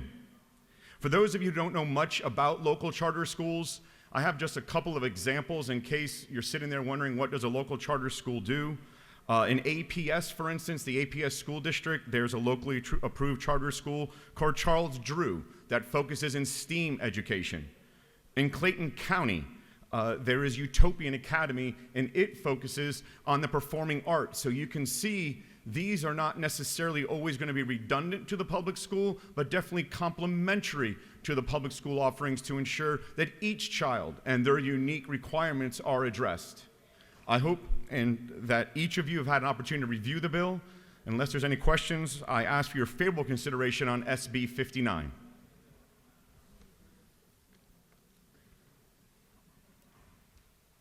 You have a question if you care to yield. Yes, sir, I'll yield for a question. Chair recognizes Chairman Martin to your left for a question. Gentleman yield. Yes, sir. Just a quick question related to the section of the bill that allows the teachers to opt in to TRS. Just wanted to make sure that is not does not have a fiscal impact and is not a bill that has to carry over to next year. Just wouldn't want the legislation to have an unintended effect. So I want to stress here, this isn't TRS, but rather the health benefit plan. Health benefit. I misunderstood. I thought to be in the health benefit plan, you were also putting them in the retirement plan. Okay. Thank you. My apologies. Mr. Speaker, if there's no other questions, I will yield the well and ask my colleagues you for do the... have another question, actually several, if you care to yield. I'll take one more, sir. Well, let's see. How about Chair recognizes the Speaker Pro Tem of the House to your right for a question. Thank you. Does the gentleman yield? Yes. Is it true that public school charter teachers, whether they're state authorized or locally authorized, currently participate in the state health benefit plan and always have? There just has occasionally been a question. This just clarifies what is the existing practice. You're absolutely correct. Mr. Speaker, with that, I will yield the well and ask my colleagues for their favorable consideration. Thank you. Gentleman has yielded the well. Is there any objection to the previous question being ordered? The chair hears none. The previous question is ordered. Is there any objection to adopting the committee substitute? The chair hears none.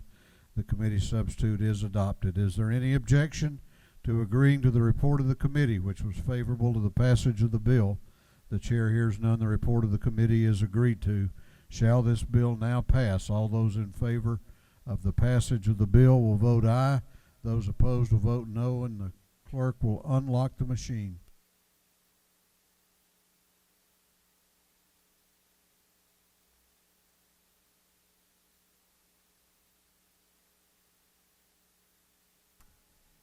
What purpose does Chairman Houston rise?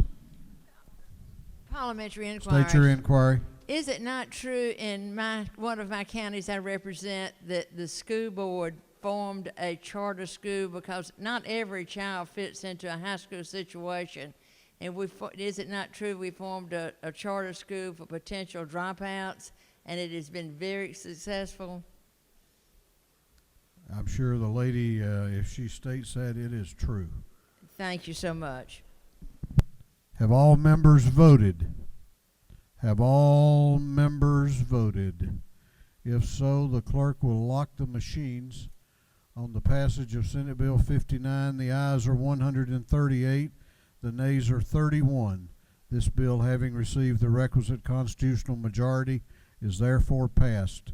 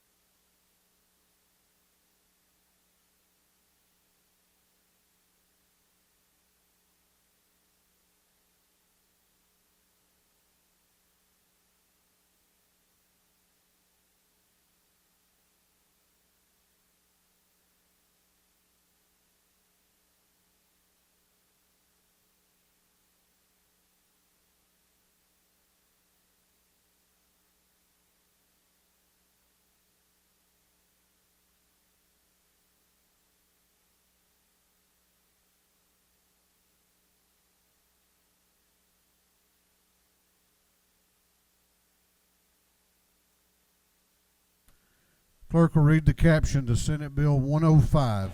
Senate Bill 105 by Senator Strickland of the 17th, Kennedy the 18th, Thompson of the 14th, Anderson the 43rd, and Watson of the 1st. Be titled an Act to amend Article 1 of Chapter 10 and Title 17, the official code of Georgia annotated relating to procedure for sentencing and imposition of punishment. This bill having referred to the Committee on Judiciary and Non-Civil. That committee recommends that this bill do pass.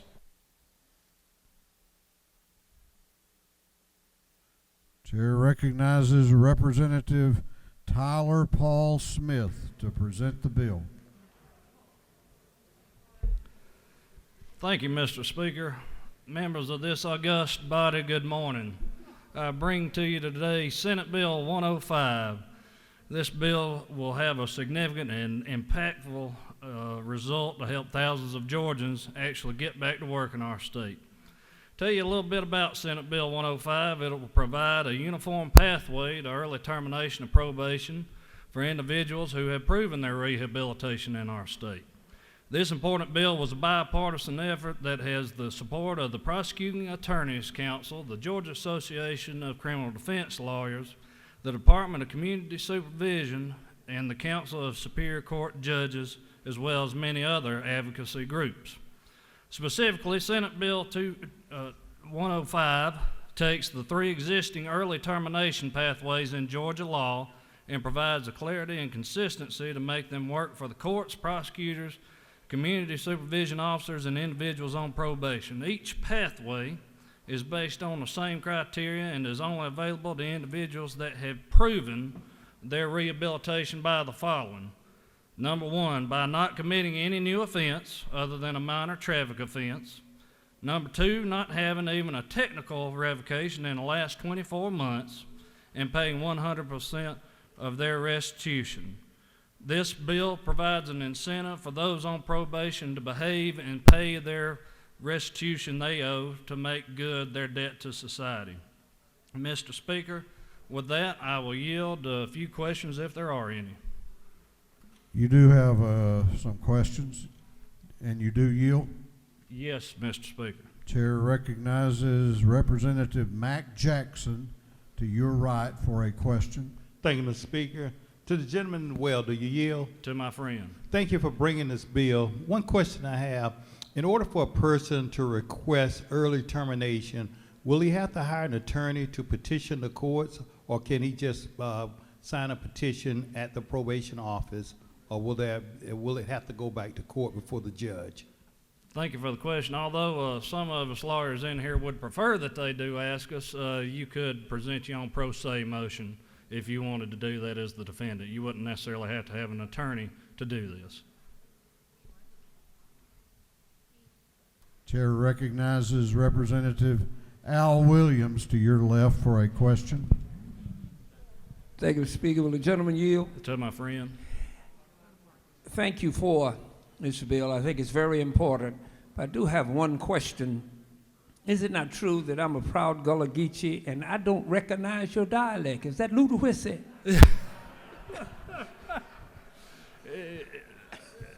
My friend is a little bit of West Georgia and East Alabama mix. We kept on hopping over the line. Do you further yield? I will, Mr. Speaker.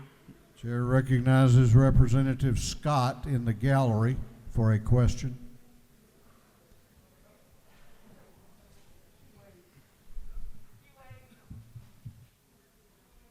She waves. No further questions.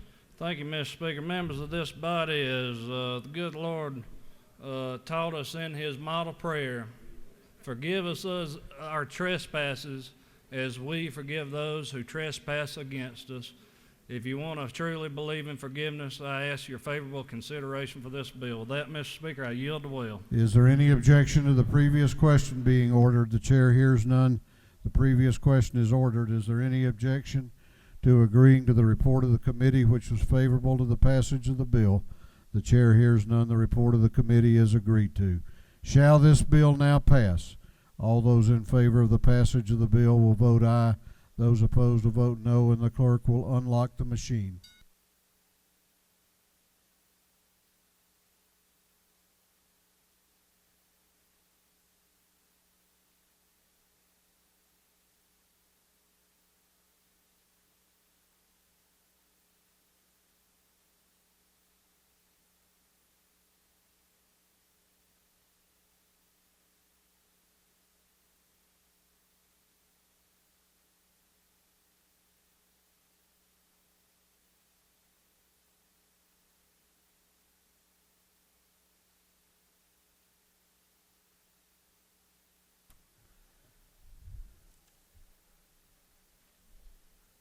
all members voted? Have all members voted? If so, the clerk will lock the machine on the passage of Senate Bill 105. The ayes are 169, the nays are 2. This bill, having received the requisite constitutional majority, is therefore passed. Clerk will read the caption to Senate Bill 198. Senate Bill 198 by Senator Harper the 7th, Albers the 56th, and Robertson the 29th. To be entitled an act to amend Chapter 2 entitled 35 of the Official Code of Georgia Annotated relating to the Department of Public Safety so as to provide for subsistence and per diem allowances. This bill having referred to the Committee on Public Safety and Homeland Security. That committee recommends that this bill do pass. Chair recognizes Chairman Lumsden to present the bill. Mr. Speaker, members of the House, I bring to you Senate Bill 198. This is a department bill that comes as a request from the Commissioner of Public Safety. The bill moves the responsibility for certain per diem payments, which are already present in law. It moves them from the Board of Public Safety to the Commissioner of Public Safety, and it also removes an outdated schedule of payment for educational incentives. All of this, of course, is still subject to the appropriations process. That is the bill, and I would be glad to take any questions. I appreciate You have no questions. Thank you. I appreciate your favorable consideration. Is there any objection to the previous question being ordered? The chair hears none. The previous question is ordered. Is there any objection to agreeing to the report of the committee, which was favorable to the passage of the bill? The chair hears none. The report of the committee is agreed to. Shall this bill now pass? All those in favor of the passage of the bill will vote aye. Those opposed will vote no, and the clerk will unlock the machines.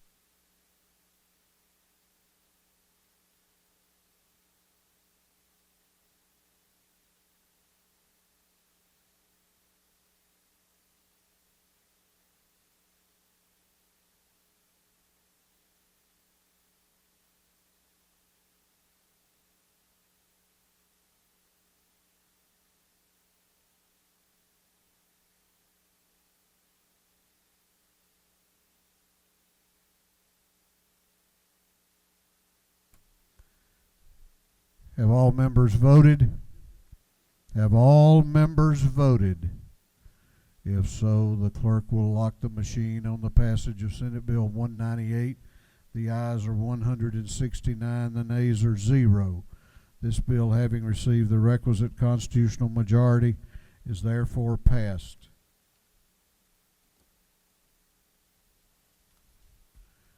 Clerk will read the caption to Senate Bill 220. Senate Bill 220 by Senator Payne of the 54th, Anna Duarte of the 31st, Mullis of the 53rd, Summers of the 13th, Dugan of the 30th, and others. Be entitled an act to amend Article 2, Chapter 14, entitled 20, the Official Code of Georgia Annotated relating to educational accountability assessment programs, so as to create the Georgia Commission on Civics Education. This bill having referred to the Committee on Education. That committee recommends that this bill do pass by Rules Committee substitute. Chair recognizes Representative Yerto to present the bill. Thank you, Mr. Speaker. Today I bring to you Senate Bill 220.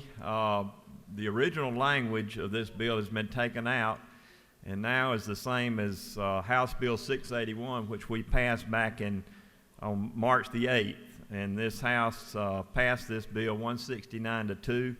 It dealt, if you remember, with financial literacy, and it's a really great bill. The state, what it basically says is the State Board of Education, again, shall prescribe a program of study in financial literacy. And the goal behind this bill is to help students develop a basic understanding of financial concepts. A strong foundation in financial literacy can help with life goals, using debt responsibly, savings, retirement, or even running a business. They also learn basic skills like household budgeting and the value of compound interest. Today, as I said before, it's an estimated that 4 out of 5 U.S. workers live paycheck to paycheck, and that's something we're trying to change with this bill. The skills learned in a financial literacy course will prove valuable to the rest of the students' lives. It will help them even build wealth and make them hopefully less vulnerable to fraud. I work with the Department of Education to make this flexible for our school system so they could work it through the framework of their existing coursework. And really everybody I talked to about this bill liked the bill. A lot of people said that they had taken this course when they were in school, and not a lot of schools offer it right now, so we're trying to change that. Some of the things that will be included again in this course will be balancing a checking account, money management, spending, credit scores, the value of keeping a good credit rating, even post-secondary educational financial planning, basic principles of insurance policies, also simple interest contracts, types of savings and other investments, even to touch on cryptocurrency, which I stated last time I was up here I know nothing about. So maybe I can sit in on one of these classes, but it's a good bill. I think it'll be very positive and very practical for our students to get this knowledge, and just ask for your favorable consideration.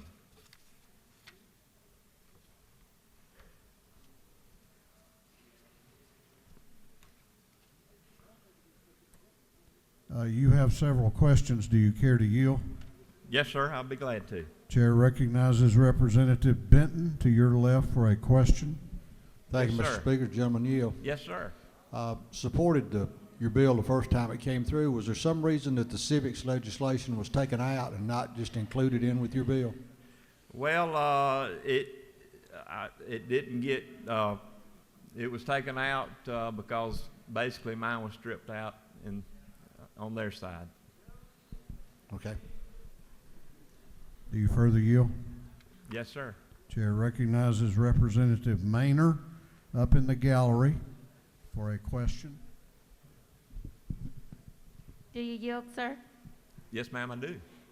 A quick question about logistics. It says State Board of Education will create it and the local school board will implement it. Right. Will they have time to implement it in this 2021 school year session? Well, the Department of Education didn't indicate that would be an issue, so I'm kind of going by that. Do you further yield? I do, sir, for one more. Chair recognizes Representative Kemp in the gallery to your right for a question. Thank you, Mr. Speaker. This question is coming from a person who served on a school board. We had an issue in our county where we had a very similar program, which was a great program, but the requirement was kind of a stranglehold to students who were dual enrolled their last 2 years of school. Oftentimes they'd have to come back to public school to take this one class, even though they'd already had microeconomics or macroeconomics in college. So my question is there an exemption, or is there some kind of program to prevent students from having to come back to the high school for one class?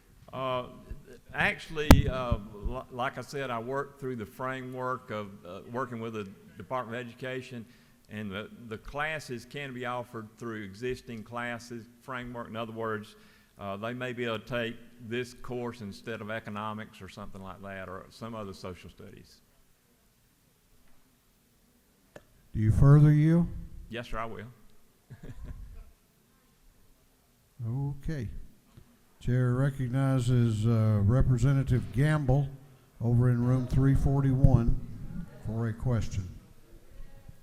Thank you, Mr. Speaker. Does the gentleman yield? I do. Is it not true that COVID has created a situation where the original part of this bill, the Civics Renewal Act, makes it hard for them to meet this year? But I'm in full support of this bill in the civics bill, and support financial literacy in our public schools. Yes, sir. Okay. Thank you. Thank you. And I ask for your favorable consideration. Gentleman has yielded the well. Is there any objection to the previous question being ordered? The chair hears none. The previous question is ordered. Is there any objection to withdrawing the committee substitute? The chair hears none. The committee substitute is withdrawn. Is there any objection to adopting the substitute offered by the Committee on Rules? The chair hears none. The Rules Committee substitute is adopted. Is there any objection to agreeing to the report of the committee, which was favorable to the passage of the bill? The chair hears none. The report of the committee is agreed to. Shall this bill now pass? All those in favor of the passage of the bill will vote aye. Those opposed will vote no, and the clerk will unlock the machines. What purpose does Representative Sharper rise? Parliamentary inquiry. State your inquiry. Is it true, Speaker, for the last 8 years or so that I've done a morning order encouraging us to do something about financial literacy and financial education? I believe that to be true. Is it further true that I am a financial planning specialist since 1992, and I think this would be a great thing for us to continue to work with and get people in a better shape? And also, I'm very involved with Bitcoin, cryptocurrency, and stocks, so let's make it happen, y'all. Come on. What purpose does Representative Bentley rise? Parliamentary inquiry. State your inquiry. Mr. Speaker, is it not true that I'm very grateful to my seatmate for bringing this bill and thank him for his consideration of a life insurance in any conversation about financial literacy, because that is so very important for generational worth, life insurance. Is that not true, Mr. Speaker? I think that is true and important to a certain industry, I think I know. So, but we won't go there. All right, if all members voted, if so, the clerk will lock the machine on the passage of Senate Bill 220. The ayes are 159, the nays are 7. This bill, having received the requisite constitutional majority, is therefore passed. Clerk will read the caption to Senate Bill 78.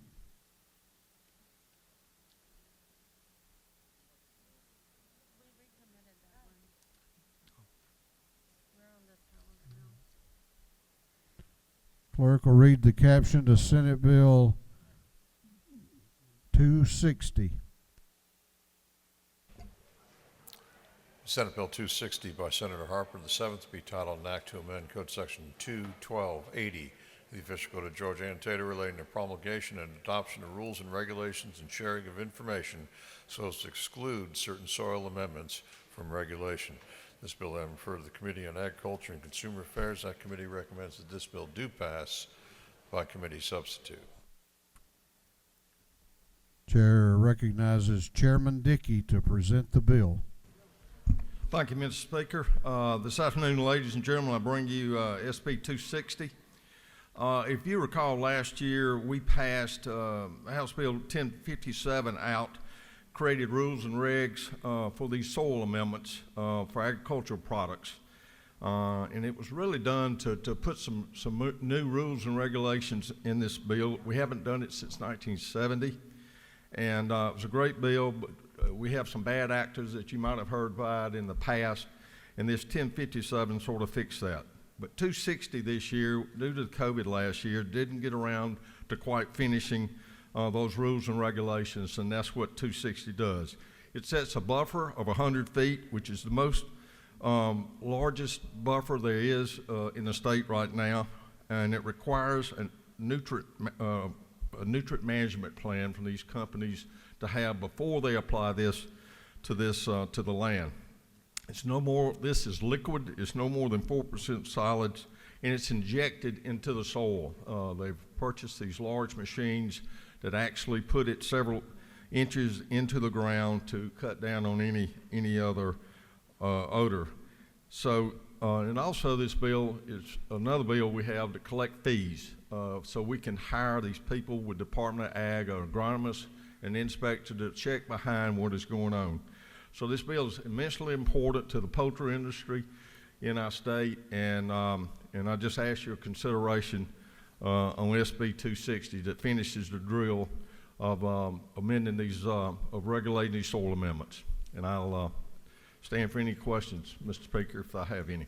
Chair recognizes Representative LaRicchia to your left for a question. Thank you, Mr. Speaker. Does the chairman yield? I do.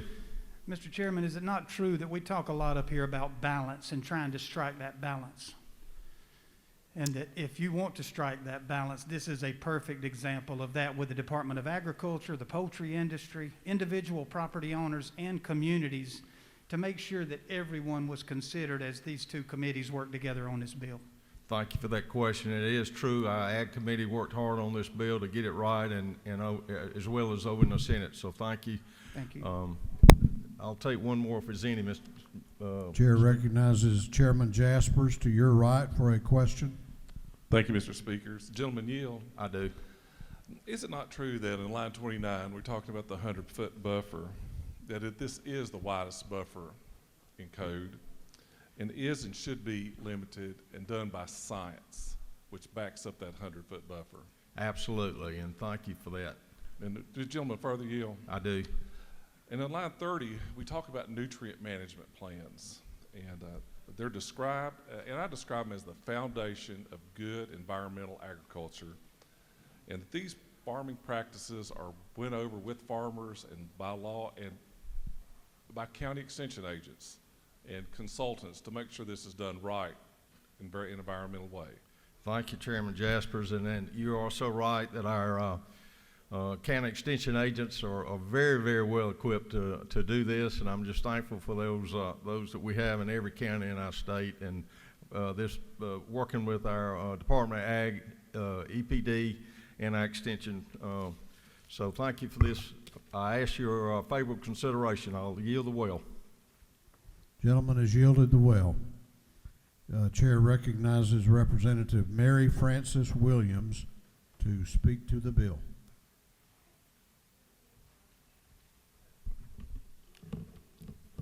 Thank you, Mr. Speaker. This is one of those bills that I truly have trouble understanding how it happens. And I have great respect for some of the people who've just spoken, for Chairman Dickey and for people who have asked questions. But I'm hearing a very different story from people who live around some of these farms that have been treated with these products.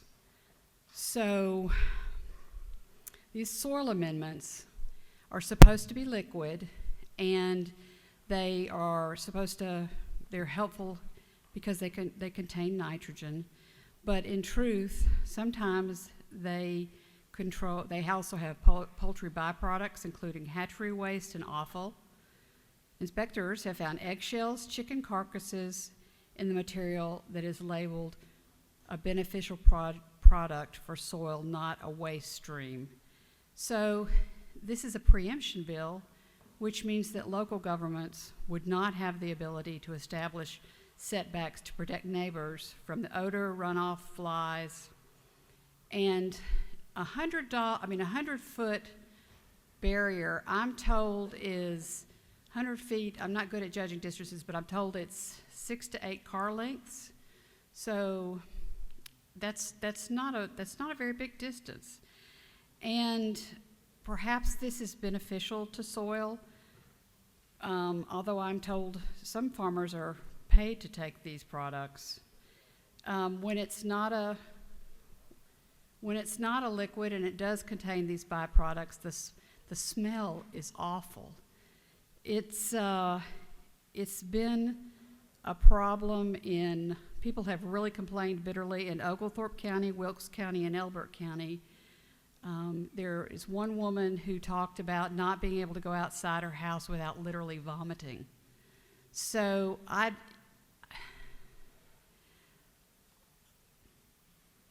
just would like for you to all ask how you would feel about having this kind of smell 6 to 8 car lengths from your front door. And I don't think you'd like it. And once again, we are stopping local governments from having any control over that. And I don't get that either. Well, I get it. I'm just really shocked that this is moving forward. And I hope that you will vote no against it. I think that we're not listening to people who live near these farms that have been treated, these farms and fields that have been treated with this product. And I'm not making up the bit about chicken carcasses, broken eggshells, chicken excrement. It's been found. So please think about your neighbors and how you would feel if you had to live next to something with this level of stench. Thank you. I yield the well. Chair recognizes Representative Mitchell to speak to the bill.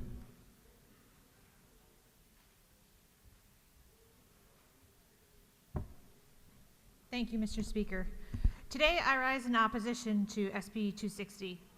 I stand before you because this bill is ultimately a decision point on whether municipalities have the ability to determine setbacks for soil amendment application. I asked in committee whether currently any municipality or county had a setback bigger than 100 feet, and I was told that there was one single setback bigger than 100 feet presently. And I want to say I certainly appreciate the amendments made to this bill in the House to add the nutrient management plan requirements for soil amendments. That is an improvement. I think it's important to know a little bit about why I am one of the people standing before you today. I'm a legislator from a suburban county, but I'm also someone who drove a tractor almost 10 years before I drove a car. I understand that fertilizer and potentially soil amendments is an integral part of productive agriculture. I do not, in general, oppose farms being able to control their own land within their own boundaries. Moving to a home next to a farm brings with it an expectation of exposure to normal farm smells. However, soil amendment application from processing waste is not necessarily part of that bargain. I received multiple emails telling me what soil amendments were like in people's own communities, asking for local control to make decisions about them. So I actually took a trip to one of these communities last week. After watching a gathering of vultures waiting across the street from a field, I toured the roads surrounding the field to see whether the concern was valid. Indeed, in my exposure, it was. I do think anyone would be hard-pressed to live next to fields spread with this particular soil amendment. I think we have a responsibility to Georgians to build this legislation better. We should continue to develop it to make sure that we're actually responding to situations that are on the ground, and we should trust our local agricultural communities to make responsible choices for their residents. Thank you, and I yield the well.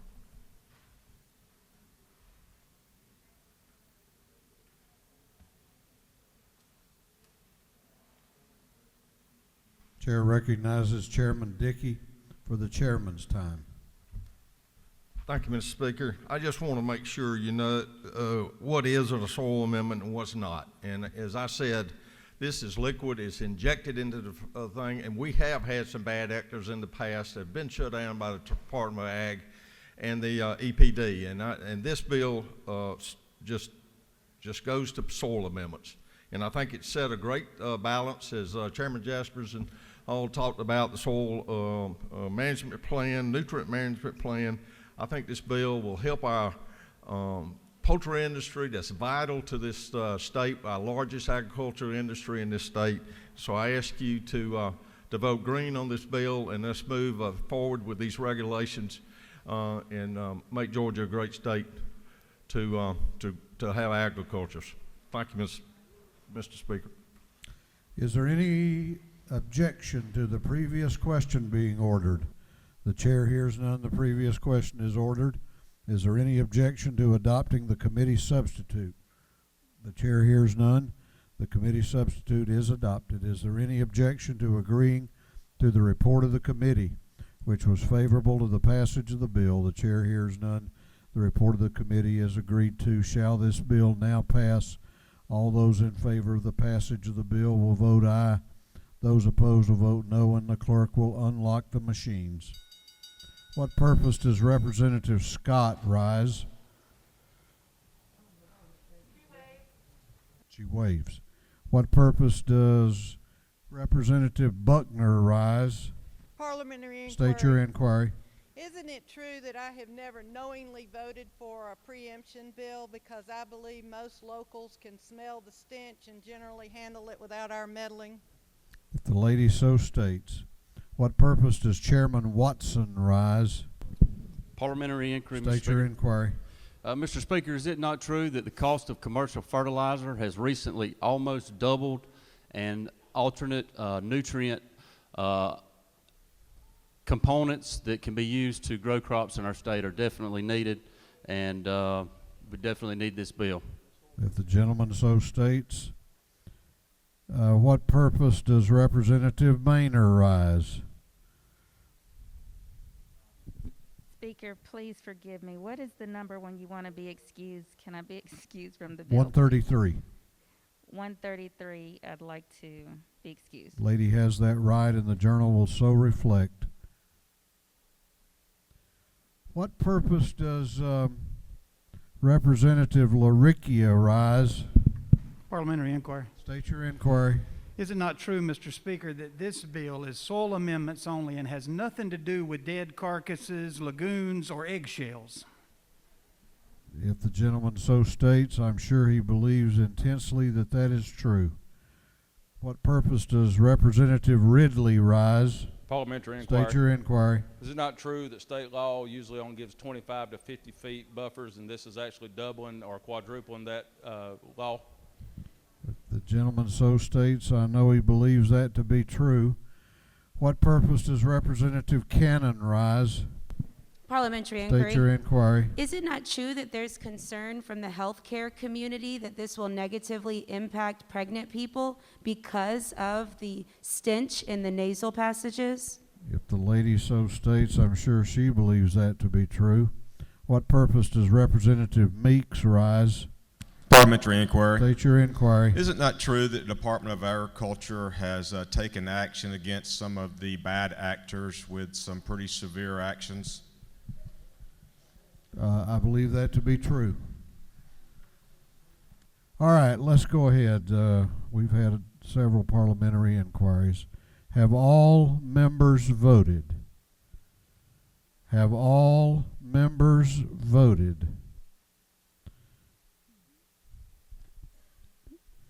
If so, the clerk will lock the machines.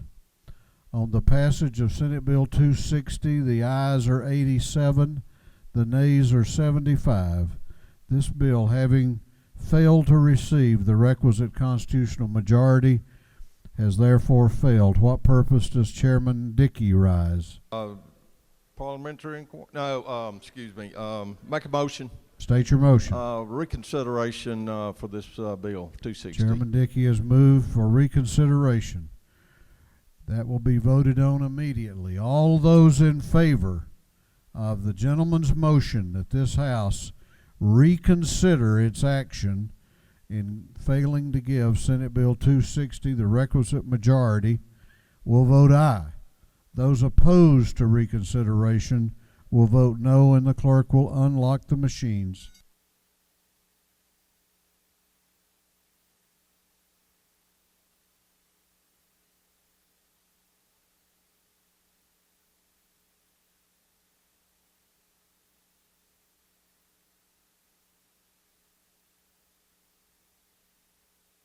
Have all members voted? Have all members voted? If so, the clerk will lock the machine. On the gentleman's motion for reconsideration, the ayes are 92, the nays are 68. This House has reconsidered its action in failing to give Senate Bill 260 the requisite constitutional majority. The bill will now go back onto the general calendar.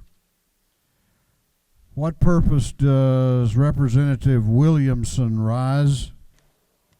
To make a motion. State your motion. I move that we recommit Senate Bill 201 to the Rules Committee. Clerk will read the caption.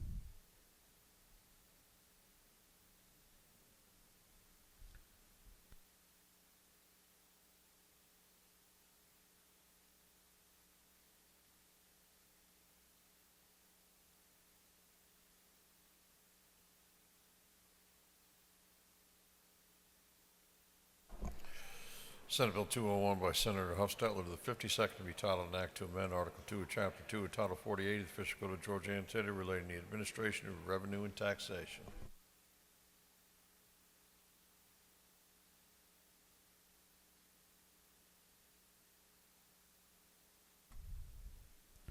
On the gentleman's motion that Senate Bill 201 be recommitted to the Rules Committee, is there objection?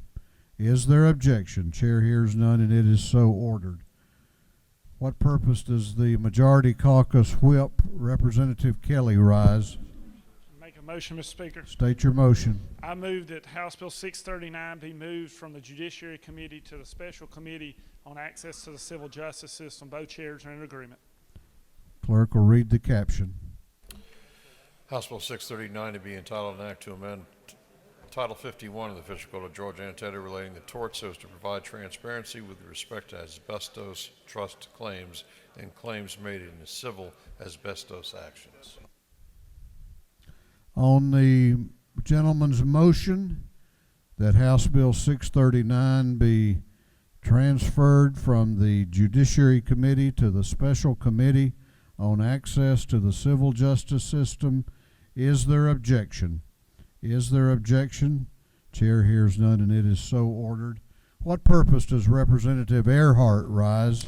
To make a motion. State your motion. I move that HB 826 be moved from Intergovernmental Coordination Committee to the Government Affairs Committee. Clerk will read the caption. House Bill 826 to be entitled an act to incorporate the city of Lost Mountain. On the lady's motion that House Bill 826 be transferred from the Intergovernmental Coordination Committee to the Governmental Affairs Committee, is there objection? Is there objection? The chair hears none, and it is so ordered. What purpose does the chairman of the House Ways and Means Committee rise?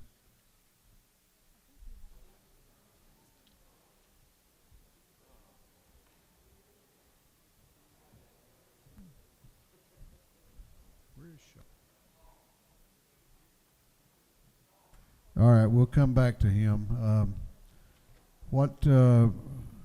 Chair recognizes Representative Gaines for a motion.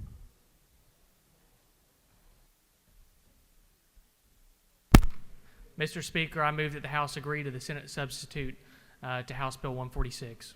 Clerk will read the caption.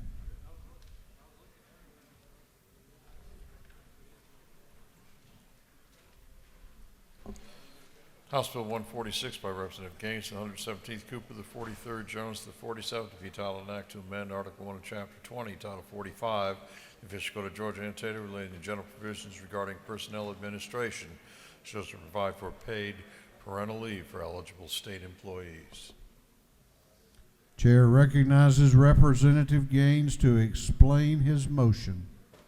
Thank you, Mr. Speaker. House Bill 146, the Senate made some changes that we worked together on. It passed unanimously in the Senate. And Mr. Speaker, I want to thank you for your leadership on this. I also want to thank the members of this body for passing it overwhelmingly 155-2. And so many folks have come together to make this happen, from Ivanka Trump to everybody in this room. So, Mr. Speaker, I yield the will and ask for the body's favorable consideration. On the gentleman's motion that House Bill 146, that we agree to the Senate substitute to House Bill 146. All those in favor will vote aye. Those opposed will vote no. And the clerk will unlock the machines.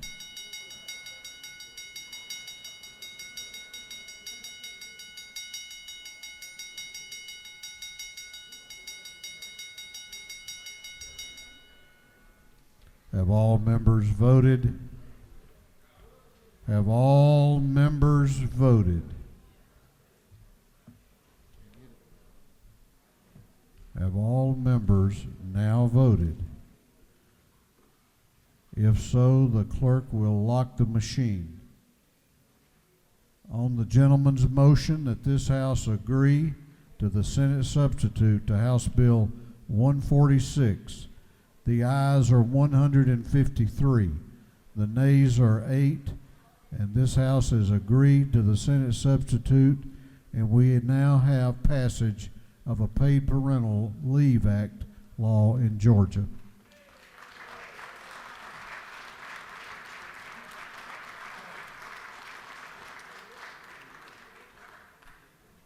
Chair recognizes now the chairman of the House Ways and Means Committee, Chairman Blackman.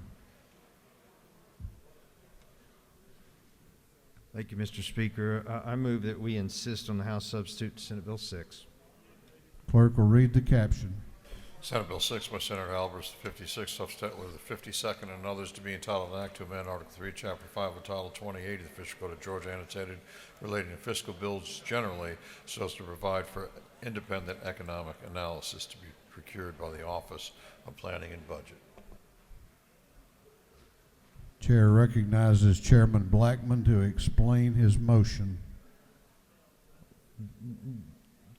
Just feel like, sir, that some of the discussions that we can iron out in conference would be beneficial to our measure on this bill, sir. Answer any questions if there are any. You have no questions. Thank you. Ask for this body's favorable consideration. Chairman Blackman has moved that this House insist on its position on Senate Bill 6. Is there objection? Is there objection? The chair hears none, and this House has insisted on its position on Senate Bill 6.